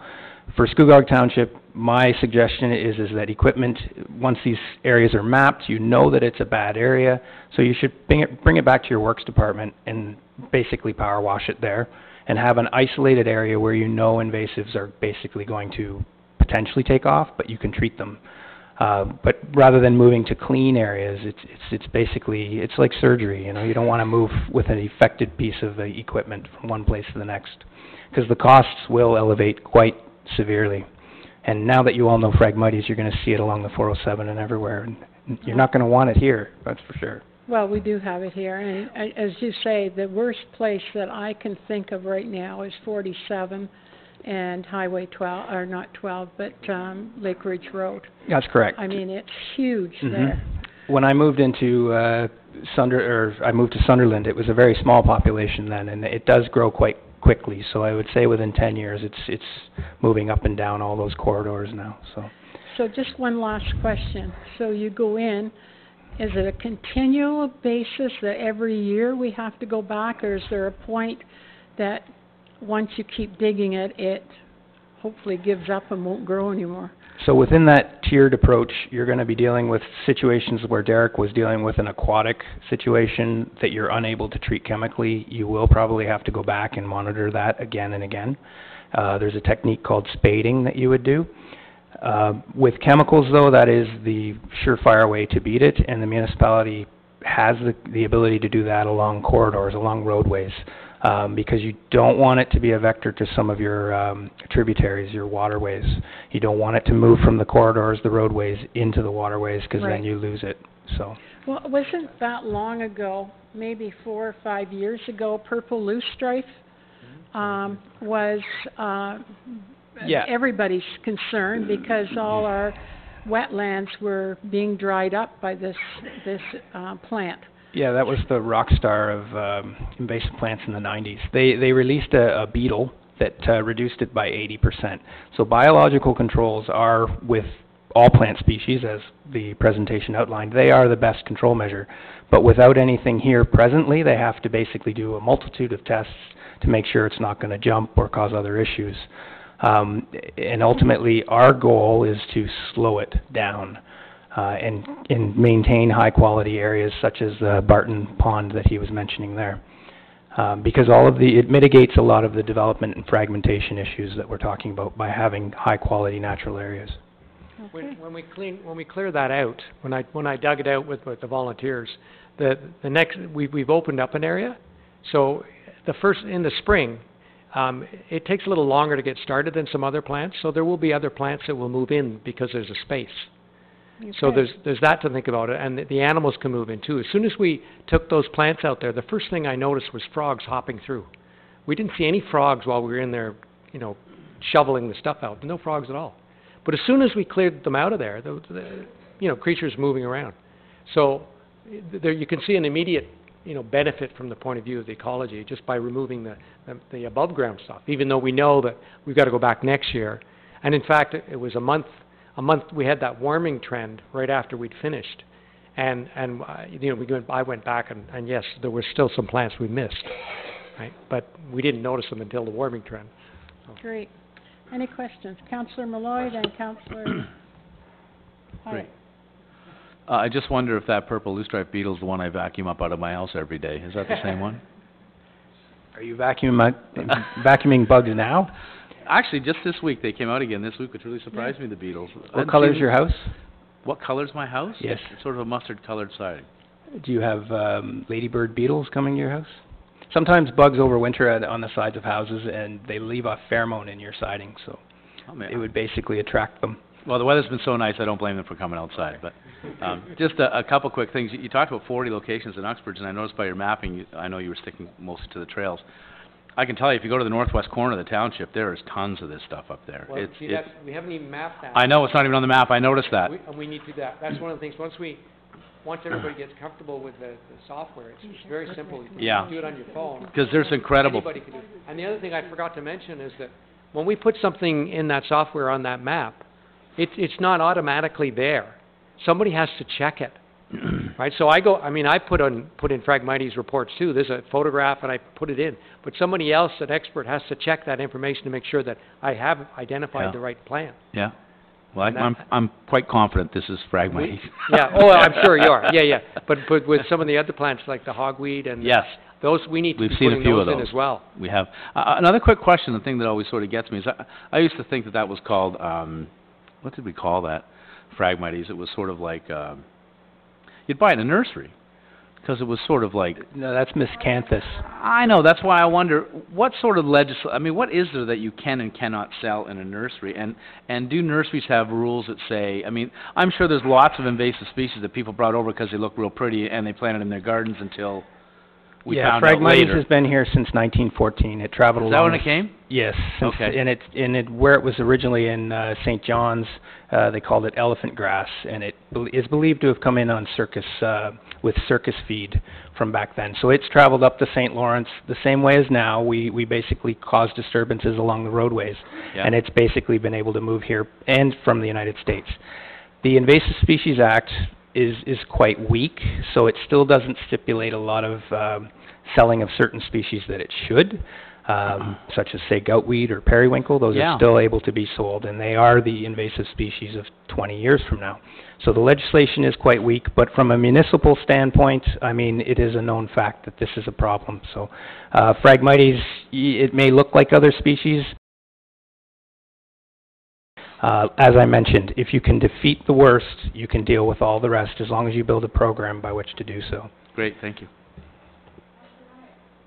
Thank you, Mayor Connor. Thanks, gentlemen. Great presentation. Just 3 quick questions.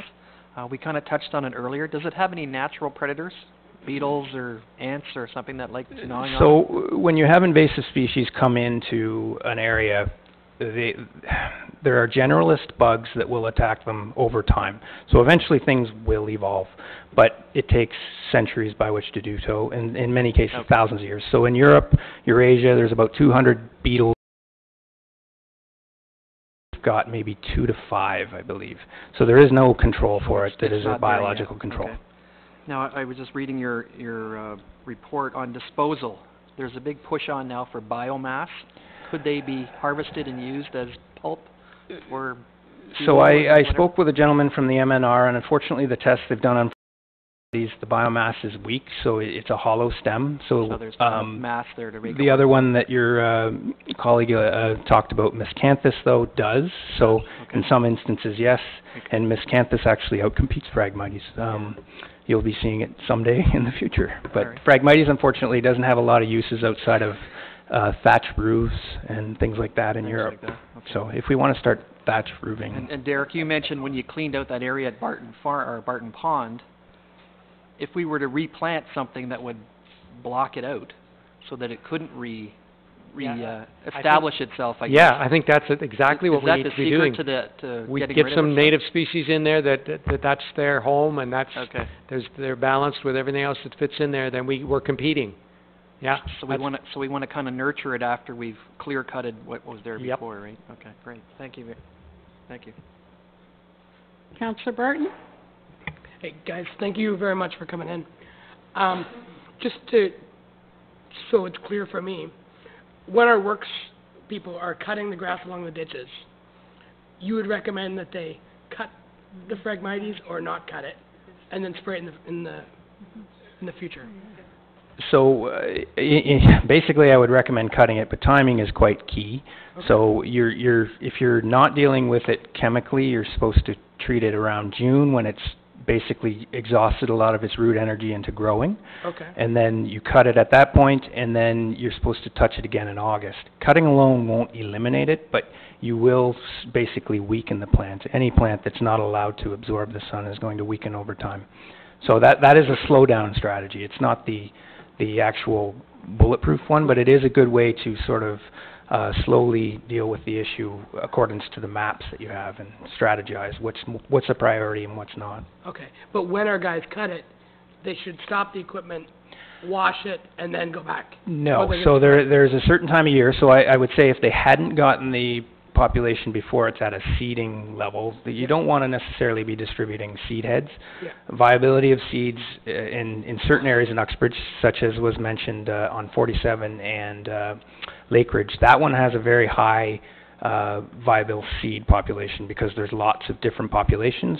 Individual populations like Derek's dealing with on Barton Pond probably have 0 germination rate on their seeds. They're strictly rhizomatous. So effectively, you're trying to basically gauge, after you've done your mapping, a strategy of how to approach it. You can't really assess it on a blanket scale. You've got to kind of take each case individually. And your committees are basically going to have to do that in conjunction with your conservation authorities to pick which ones are best. Okay. Thank you very much. Gentlemen, just before you leave, would you be interested in coming in and doing a presentation with our Parks Department, our Works Department? What do you... I think I'm speaking to the Watershed Committee on Thursday. When would you like me to do so? Well, we could set it up. The CAO can set it up. Sure. But I think it's very important that all three, the bylaw, the Works, and the Parks Department, all hear and probably see this and understand what we're really dealing with. Sure. That Absolutely. would be awesome. Thank you so much. For sure. Okay, again, thank you for the great presentation. Okay, moving along in the agenda, approval of the minutes for September 25th. Councillor Malloy, seconded by Councillor Hyatt. All those in favor? Carried. Correspondence? Correspondence item 129, Ontario Minister of Agriculture, Food and Rural Affairs, Rural Ontario Leaders Award.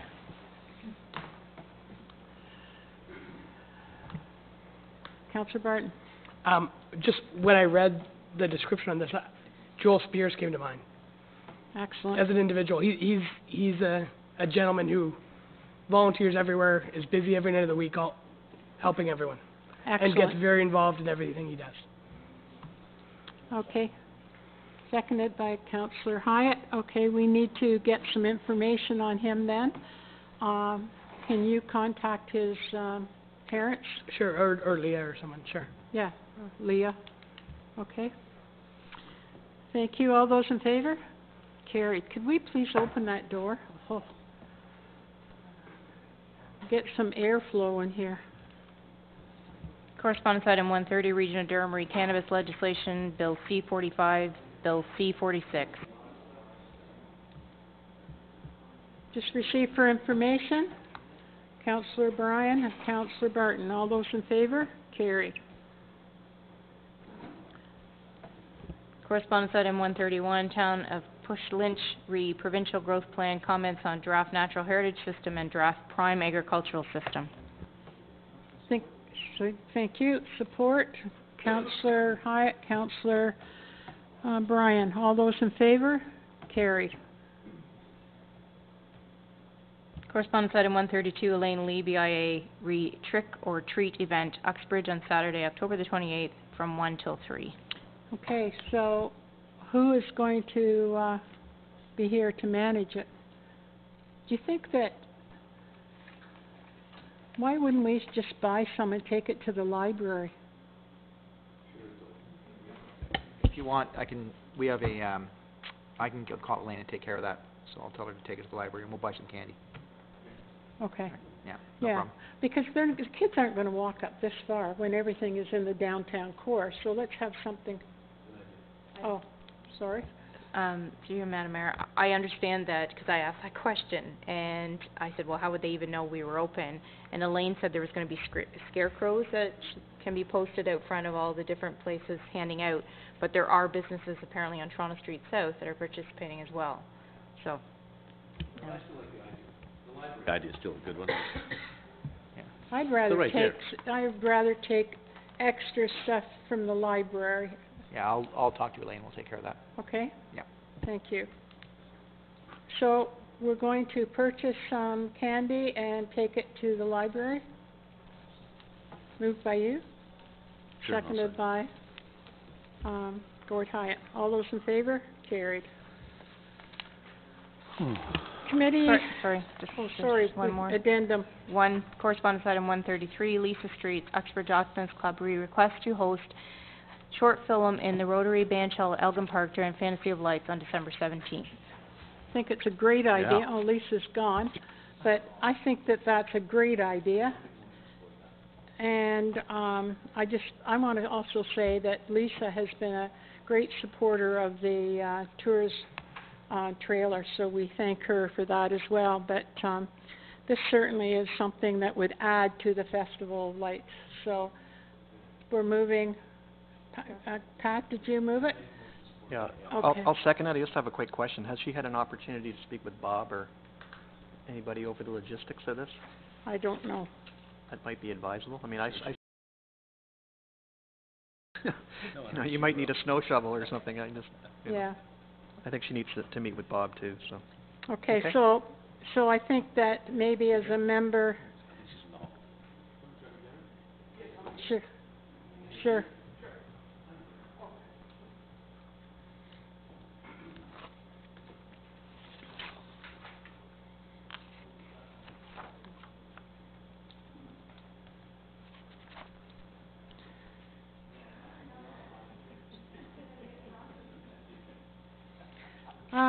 Lisa, just a quick question. Have you, first of all, we think it's a wonderful idea. And have you spoken to, you have to come up, okay, or go to the podium. Have you spoken to Bob or anybody about the logistics? You have to turn it on, Lisa, please. Yeah. I touched base with Debbie and also with someone who does facilities bookings. I want to say her name Karen? is... Yes, Karen, that's it. Okay. I've spoken with Jennifer O'Connell's office because I know they did something similar this summer, Okay. just to ask them how they'd set it up. And then I've been working with my own technical people from the Optimists group to kind of figure out how it's going to work as far as technical requirements to fit in with the other activities at Fantasy of Lights. Great. Well, I think we all support it. It's certainly an addition to the Fantasy of Lights. And when you're here, we, on behalf of council, I also want to thank you for the amount of volunteer hours you are spending in the community, especially on the tourism trailer. Thank you. Appreciate it. Okay, so you made a motion and it was seconded by Councillor Hyatt. All those in favor? Carried. Okay? Thanks very much. Thank you.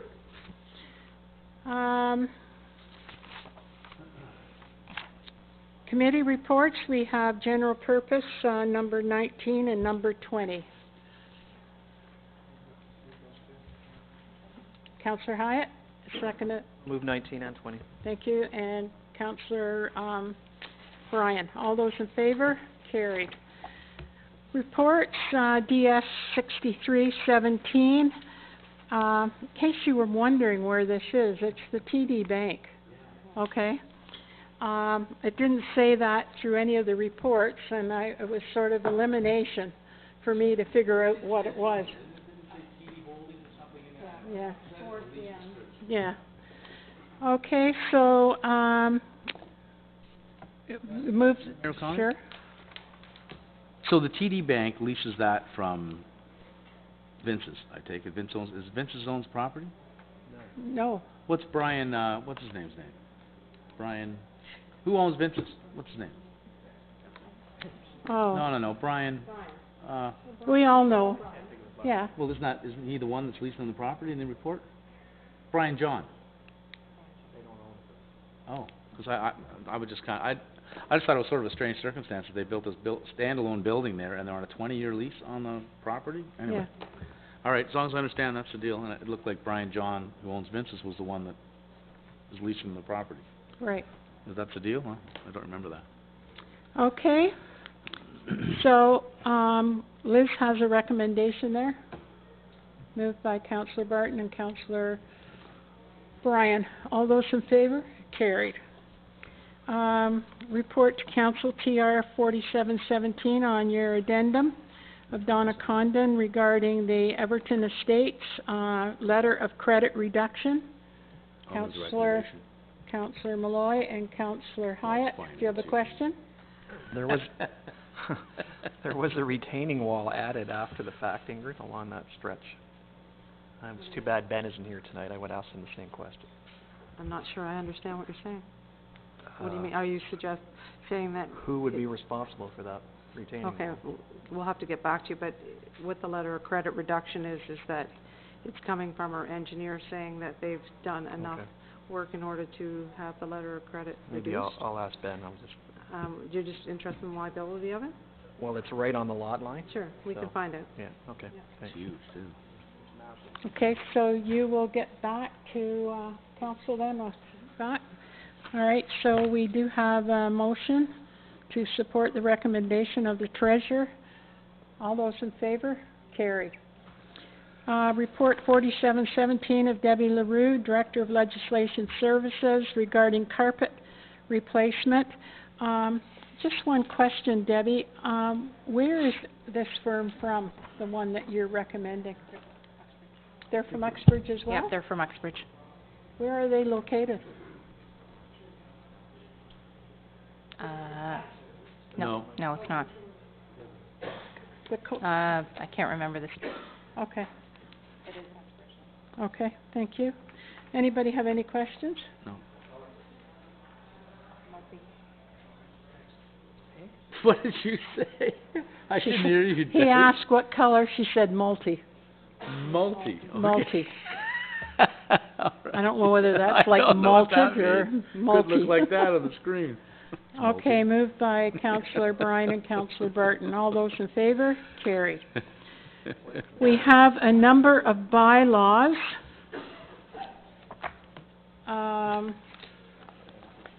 Any questions? Oh, I have to bring this 161's on back. This has been walked on, right? 161's on it.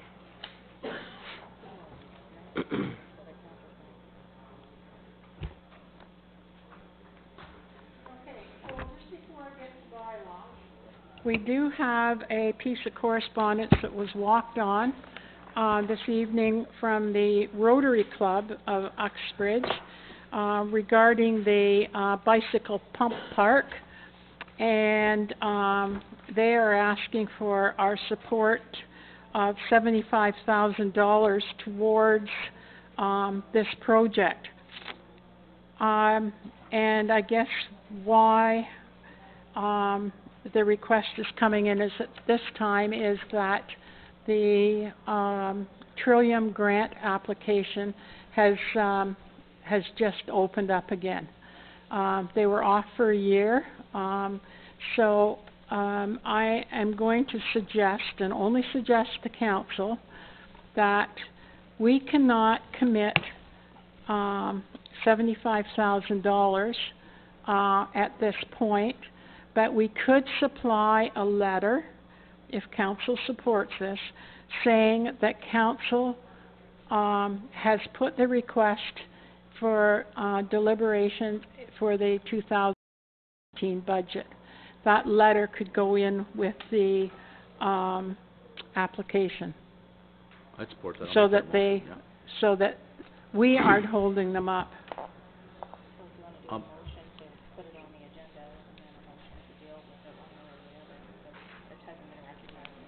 Oh, it's not even on the agenda? Okay, so, can you, what we need to do, it's not recognized as a walk-in? It's not on the So should I agenda. make a motion to put it on the, to ask that it go on the agenda tonight, and then I'll support essentially what Mayor O'Connor said, that we would move, that we could supply a letter saying that it is being considered in the 2018 budget. Okay, so we need to get it on the So agenda. that's the first part of the motion. Okay. I make a motion I'd like to move that we, add it to our agenda tonight. And do I I'll have a second that. seconder? Councillor Barton. All those in favor? Carried. So the item is now on the agenda. Right.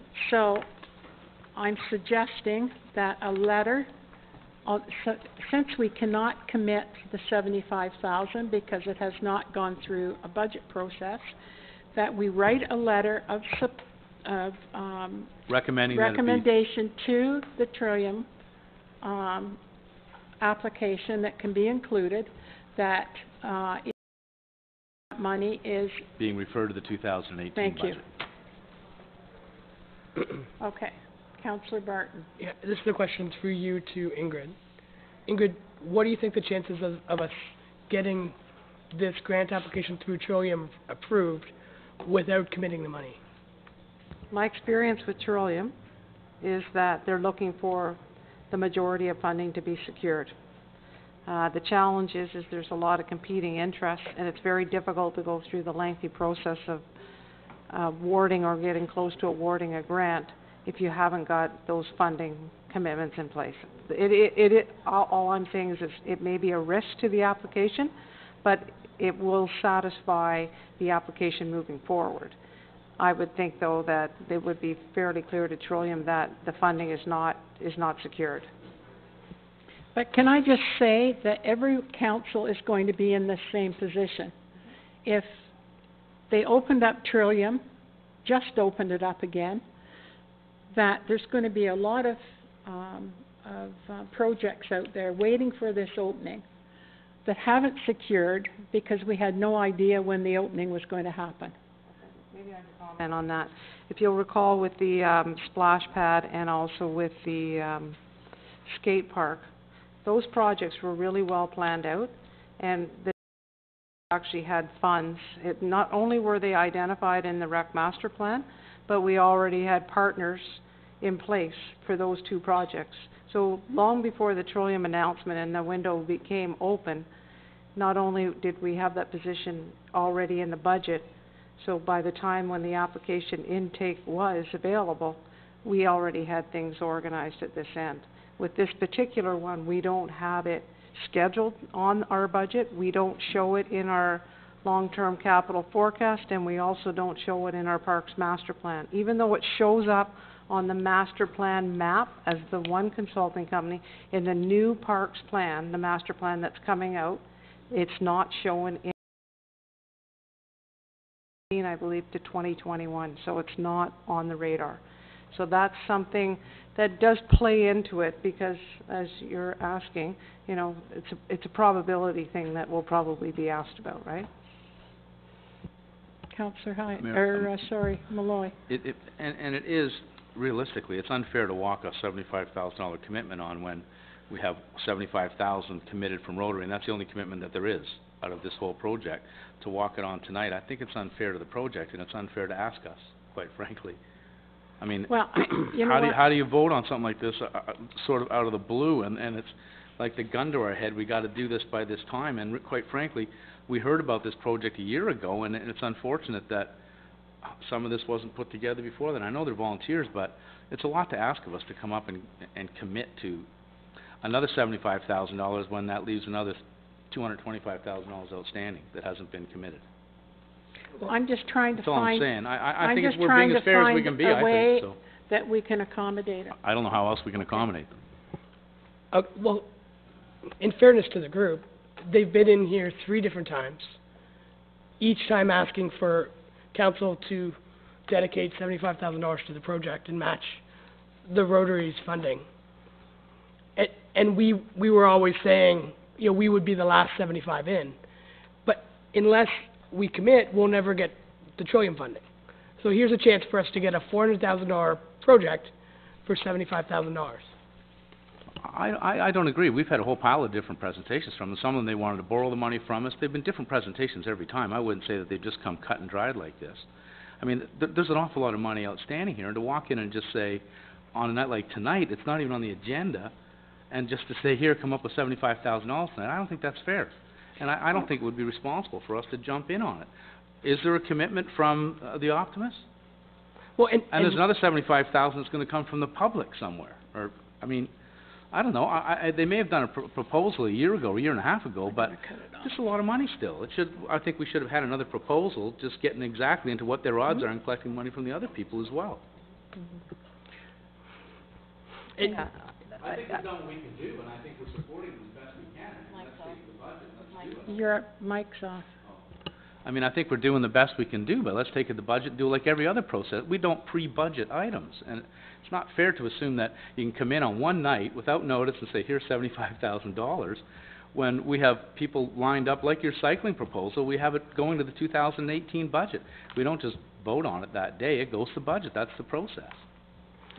And unfortunately, because of the way that we're doing this, and I know it's our process, but we missed out on an 80% grant for the cycling plan, and well, we haven't missed out yet. It's going to budget still. Well, no, but we missed out on this year's.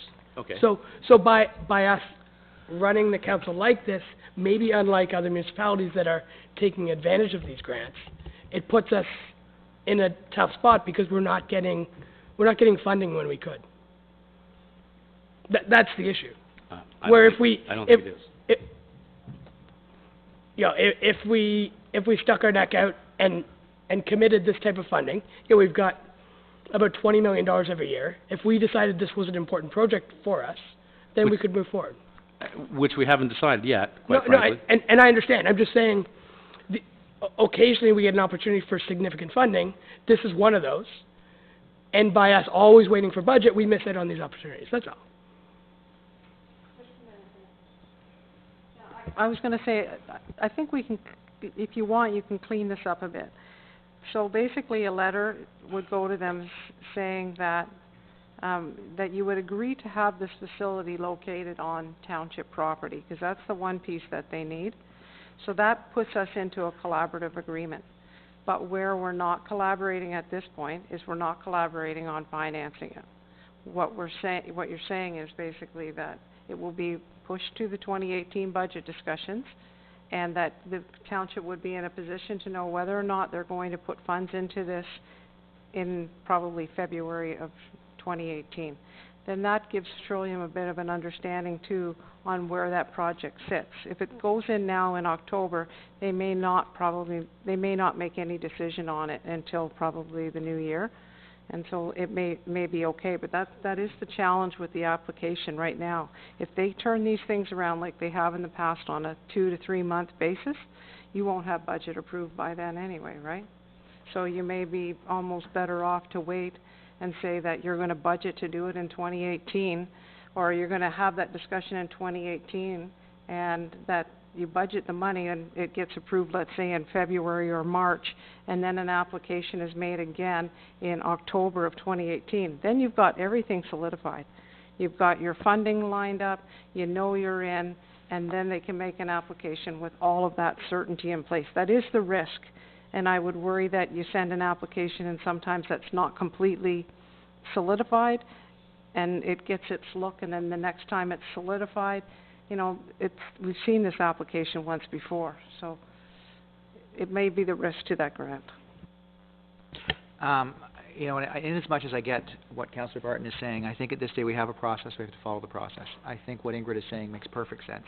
You know, when you talked about the other projects that we'd done, we had all those steps in place. I'm more comfortable with saying, you know what, let's put this for budget for 2018, and we'll see where it goes. It's unfortunate on the timing on this, but it came in today, so I'm fine to refer to budget for 18.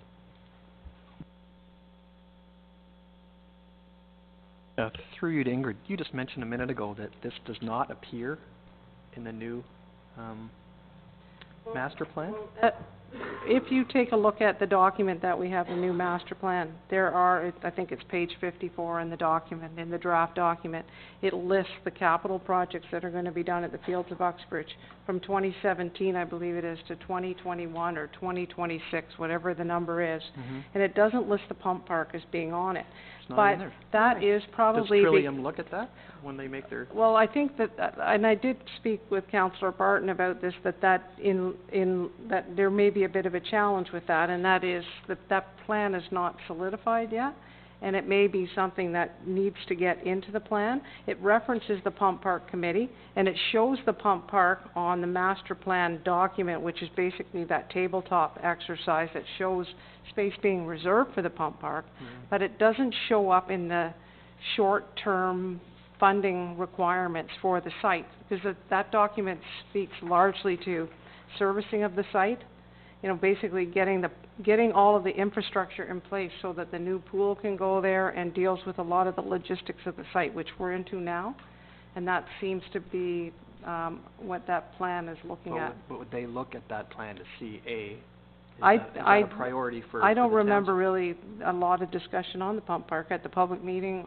either. I just, you know, and I appreciate what the group has done, and I think council is behind the project. I just think if we're gonna send in, or they're gonna send in I'm gonna call it a half-baked application, and the fact that we don't know all this stuff, do they stand a better chance of going in fully armed with all the T's crossed and the I's dotted, rather than with a maybe council's gonna throw the money in, or maybe they're not?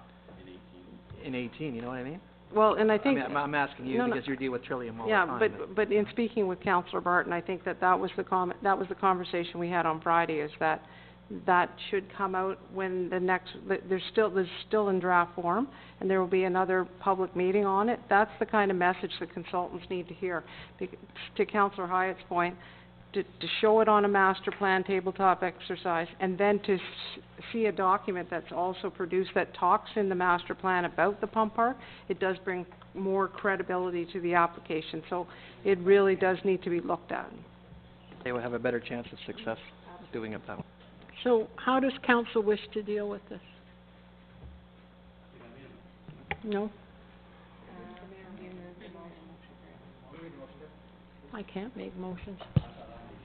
Moved by Councillor Malloy, was to commit a letter or recommendation to Trillium Foundation that the request be referred to the 2018 budget deliberations. So you still want to write a letter allowing them to make application?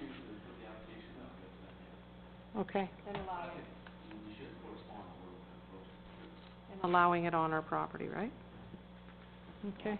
Yeah.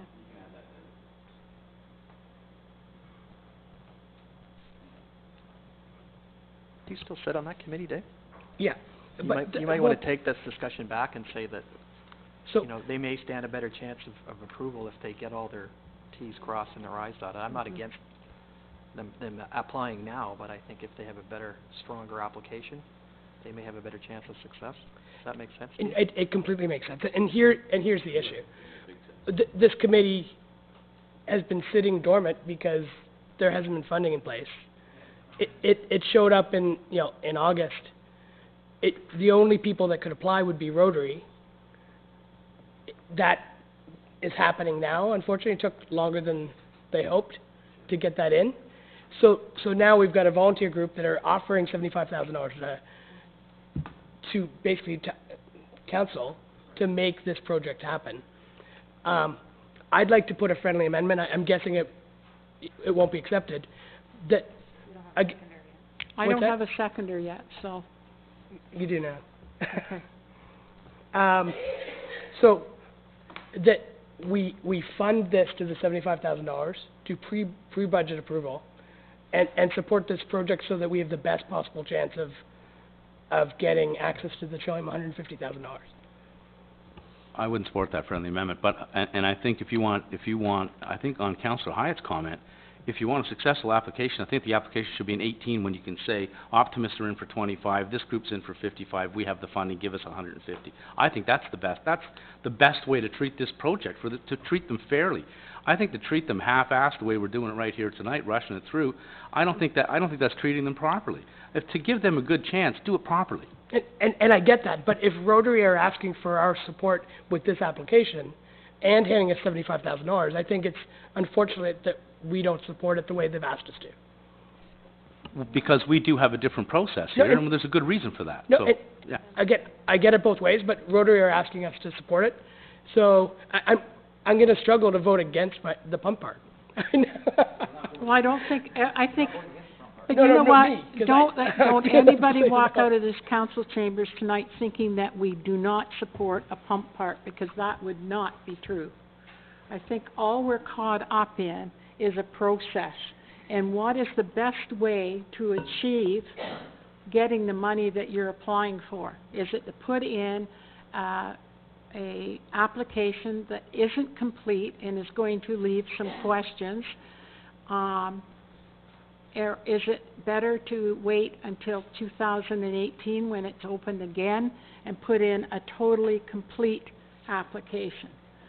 That's what the difference is here. It's not that we don't support it, we're supporting it. We're going to put the money, and I think we've already said that when the applications for Trillium came open again, that we would look at it.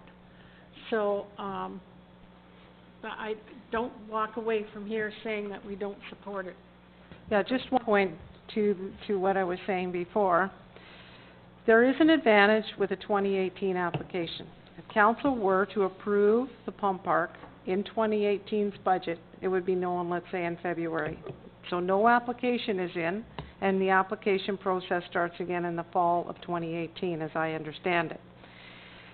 What that does is, then you have the township on for $75,000. Rotary already says they have their money. It gives the Optimist Club time to make sure that they've got their funds, and it also gives the club that time between the budget approval and the time that they submit the application to get a good chunk of that fundraising done. Because the other thing we all know is that if projects get started before the fundraising is complete, it's often seen that the project is surviving just fine without fundraising. So just one more thing to think about. Okay. Just one more Just point. one more comment. Just to be clear, I'm not voting against the pump park, I'm voting for the process. Because I think we have to stick with the process, not just for this, but for all the other projects, because it creates a slippery slope if we start pre-budgeting things. So I think the pump park is great, I'm just not comfortable putting $75,000 in right now. Okay. Okay, and just one last point from me, and then you guys can carry on. So the only funding that is not signed off on yet, well, it's ours, but if we signed up on ours today, is the Optimist 25.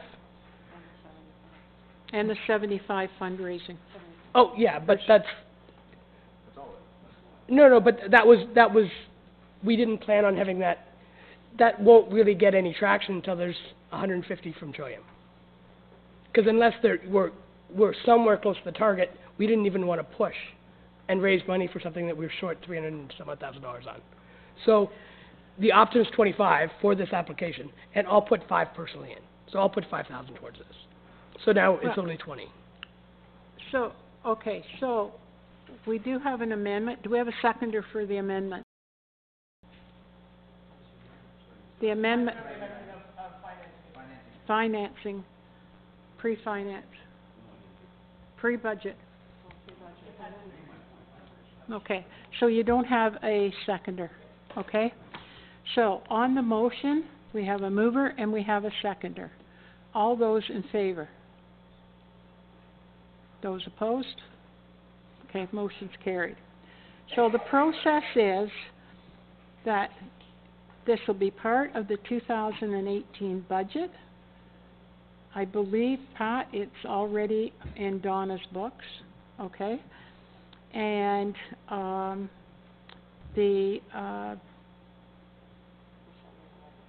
we're sending a letter.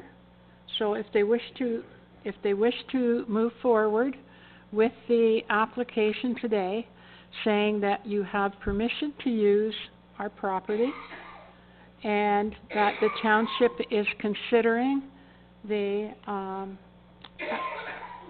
considering the amount, through the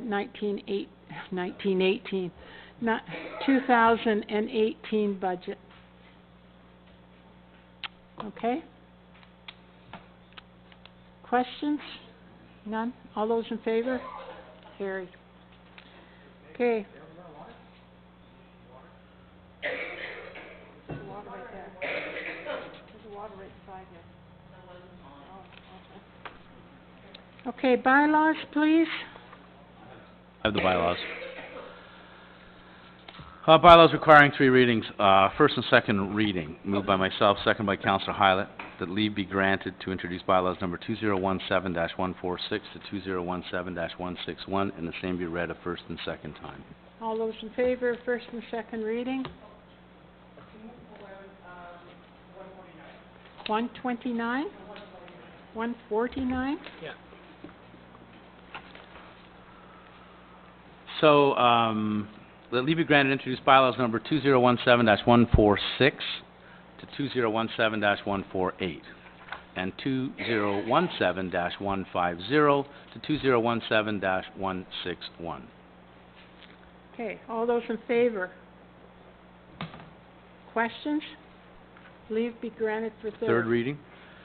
Third reading, the bylaws number 2017-146 to 2017-148, and bylaw number 2017-150 to 2017-161 be now read a third time, finally passed, and the mayor and clerk duly sign and seal the same. All those in favor? Carried. That first and second reading, oh, you give me a new one? Okay. First and second reading moved by myself, second by Councillor Hyatt, that leave be granted to introduce bylaw number 2017-149, and the same be read a first and second time. All those in favor? Third reading? Moved by myself, seconded by Councillor Hyatt, the bylaw number 2017-149 be now read a third time, finally passed, and the mayor and clerk duly sign and seal the same. All those in favor? Those opposed? Motion's carried. I have the confirming. I have the confirming bylaw. First and second reading, this is the confirming bylaw. Moved by myself, seconded by Councillor Hyatt. The leave be granted to introduce bylaw number 2017-162, being a bylaw to confirm the proceedings of council at its regular meeting of October 23rd, 2017, and the same be read a first and second time. All those in favor? Carried. Oh, any unfinished? Oh, I got third reading to go yet. Yeah, but Okay. is there anybody with unfinished business? Well, speak up. I just wanted to let council know that we've been contacted by the Canadian Tire wanting to know if they could utilize the old fire hall for the toy drive. Yes. So we advised great them that idea. we didn't have an issue with it, but I'd bring it forward tonight. Great idea. Absolutely. Thank you. going to be there? Yes. Okay. Third reading? Third reading, moved by myself, seconded by Councillor Hyatt, that bylaw number 2017-162 be now read a third time, finally passed, and the mayor and clerk duly sign and seal the same. All those in favor? Someone Carried. say amen. Questions, press. And then I'll go public. Thank you, Mayor. Couple of quick, easy questions to start with. The BIA trick or treat on Saturday, and you're thinking of putting candies in the library. Would the Uxbridge tourism trailer not be available to sit on a downtown street and have that candy? Serve two purposes at once? Great suggestion. I leave that with you. No, great. And it occurred to me also that the tourism trailer might make its presence known at the Festival of Lights with the thousands of people they get going through there. Although that would be a cold duty, I understand that, but good point. Maybe worth considering. On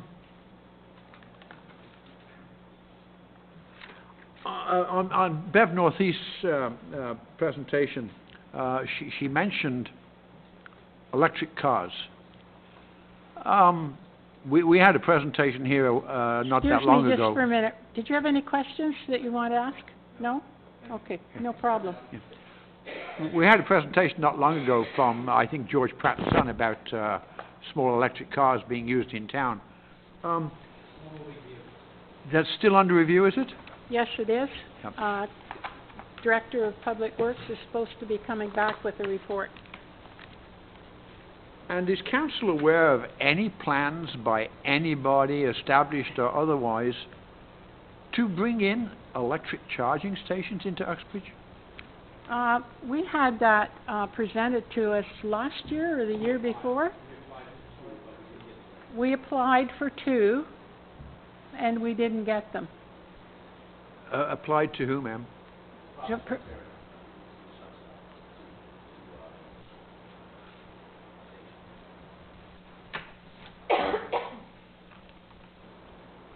Okay.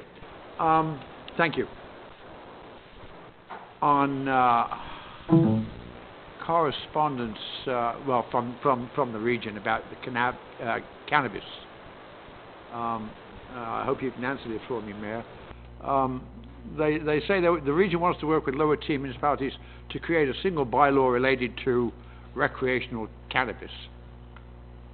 Is there a single bylaw related to alcohol? I'm wondering where the region is coming from.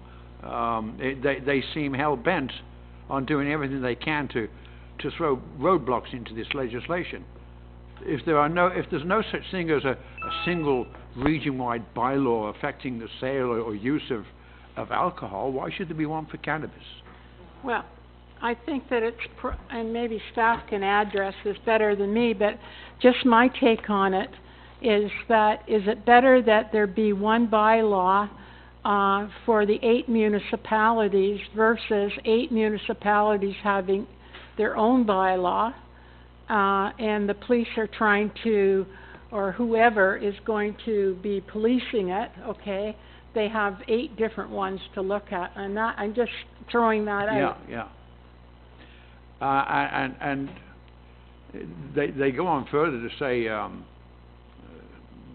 they want to create a surtax equivalent to what the other governments are going to get on the sale of this product. Does the region or the municipalities get any tax benefits from the sale of alcohol? I don't think so, no. You know what, Roger? I don't know. Yeah. It just seems to me that the region is trying everything they can to step in the way of this nonsense. It's coming. They can't stop it. Well, they can't. If they, I mean, let's They're face just trying to it, if it's legal, it's legal. Yeah. It won't matter what the region's position is. You know. Something quickly, but it appears with the legislation, all that we've heard, they continually keep dumping the responsibility of that legislation to the municipalities. And I think that's where what's the driving, region is that's where they're coming from, is that they're setting all the rules and the regulations, okay? But anything and everything is being passed on to this lower level of government to pick up the costs. In other words, we're going to tell you what you can do or how this is going to be dealt with, but any charges or any expenses related to it is going to be the responsibility of the local taxpayers. Thank you, ma'am. Okay. About the new dog park, I know they wanted to have it open for November 1st. Has there been any updates about that, if it will be happening for November 1st? I'll answer that. Yeah, it's not on the agenda, but go ahead. Yeah, it should be open November the 1st. I think they were going to start today and doing the pathways in there, but I don't know if he started today, but yeah, it should be open So it's November. the Yep. official date? Okay. That's not the official date, but it will be open by then. Okay, awesome. Thank you. Moya. Okay. Oh, can I say something to Moya? Happy birthday. Oh, happy birthday, Moya. What are you doing sitting here at 9 o'clock? Okay, Gail? Oh, Ralph? Nothing? Ralph? Nothing? Okay.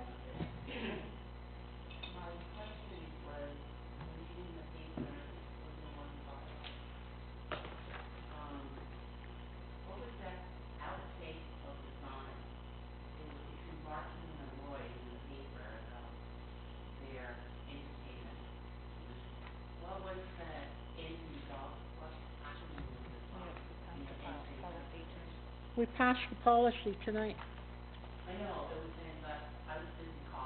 Oh, so what, it's now in law, it's now in fact. Oh, sure. There was never any point, any discussion about taking that sign down.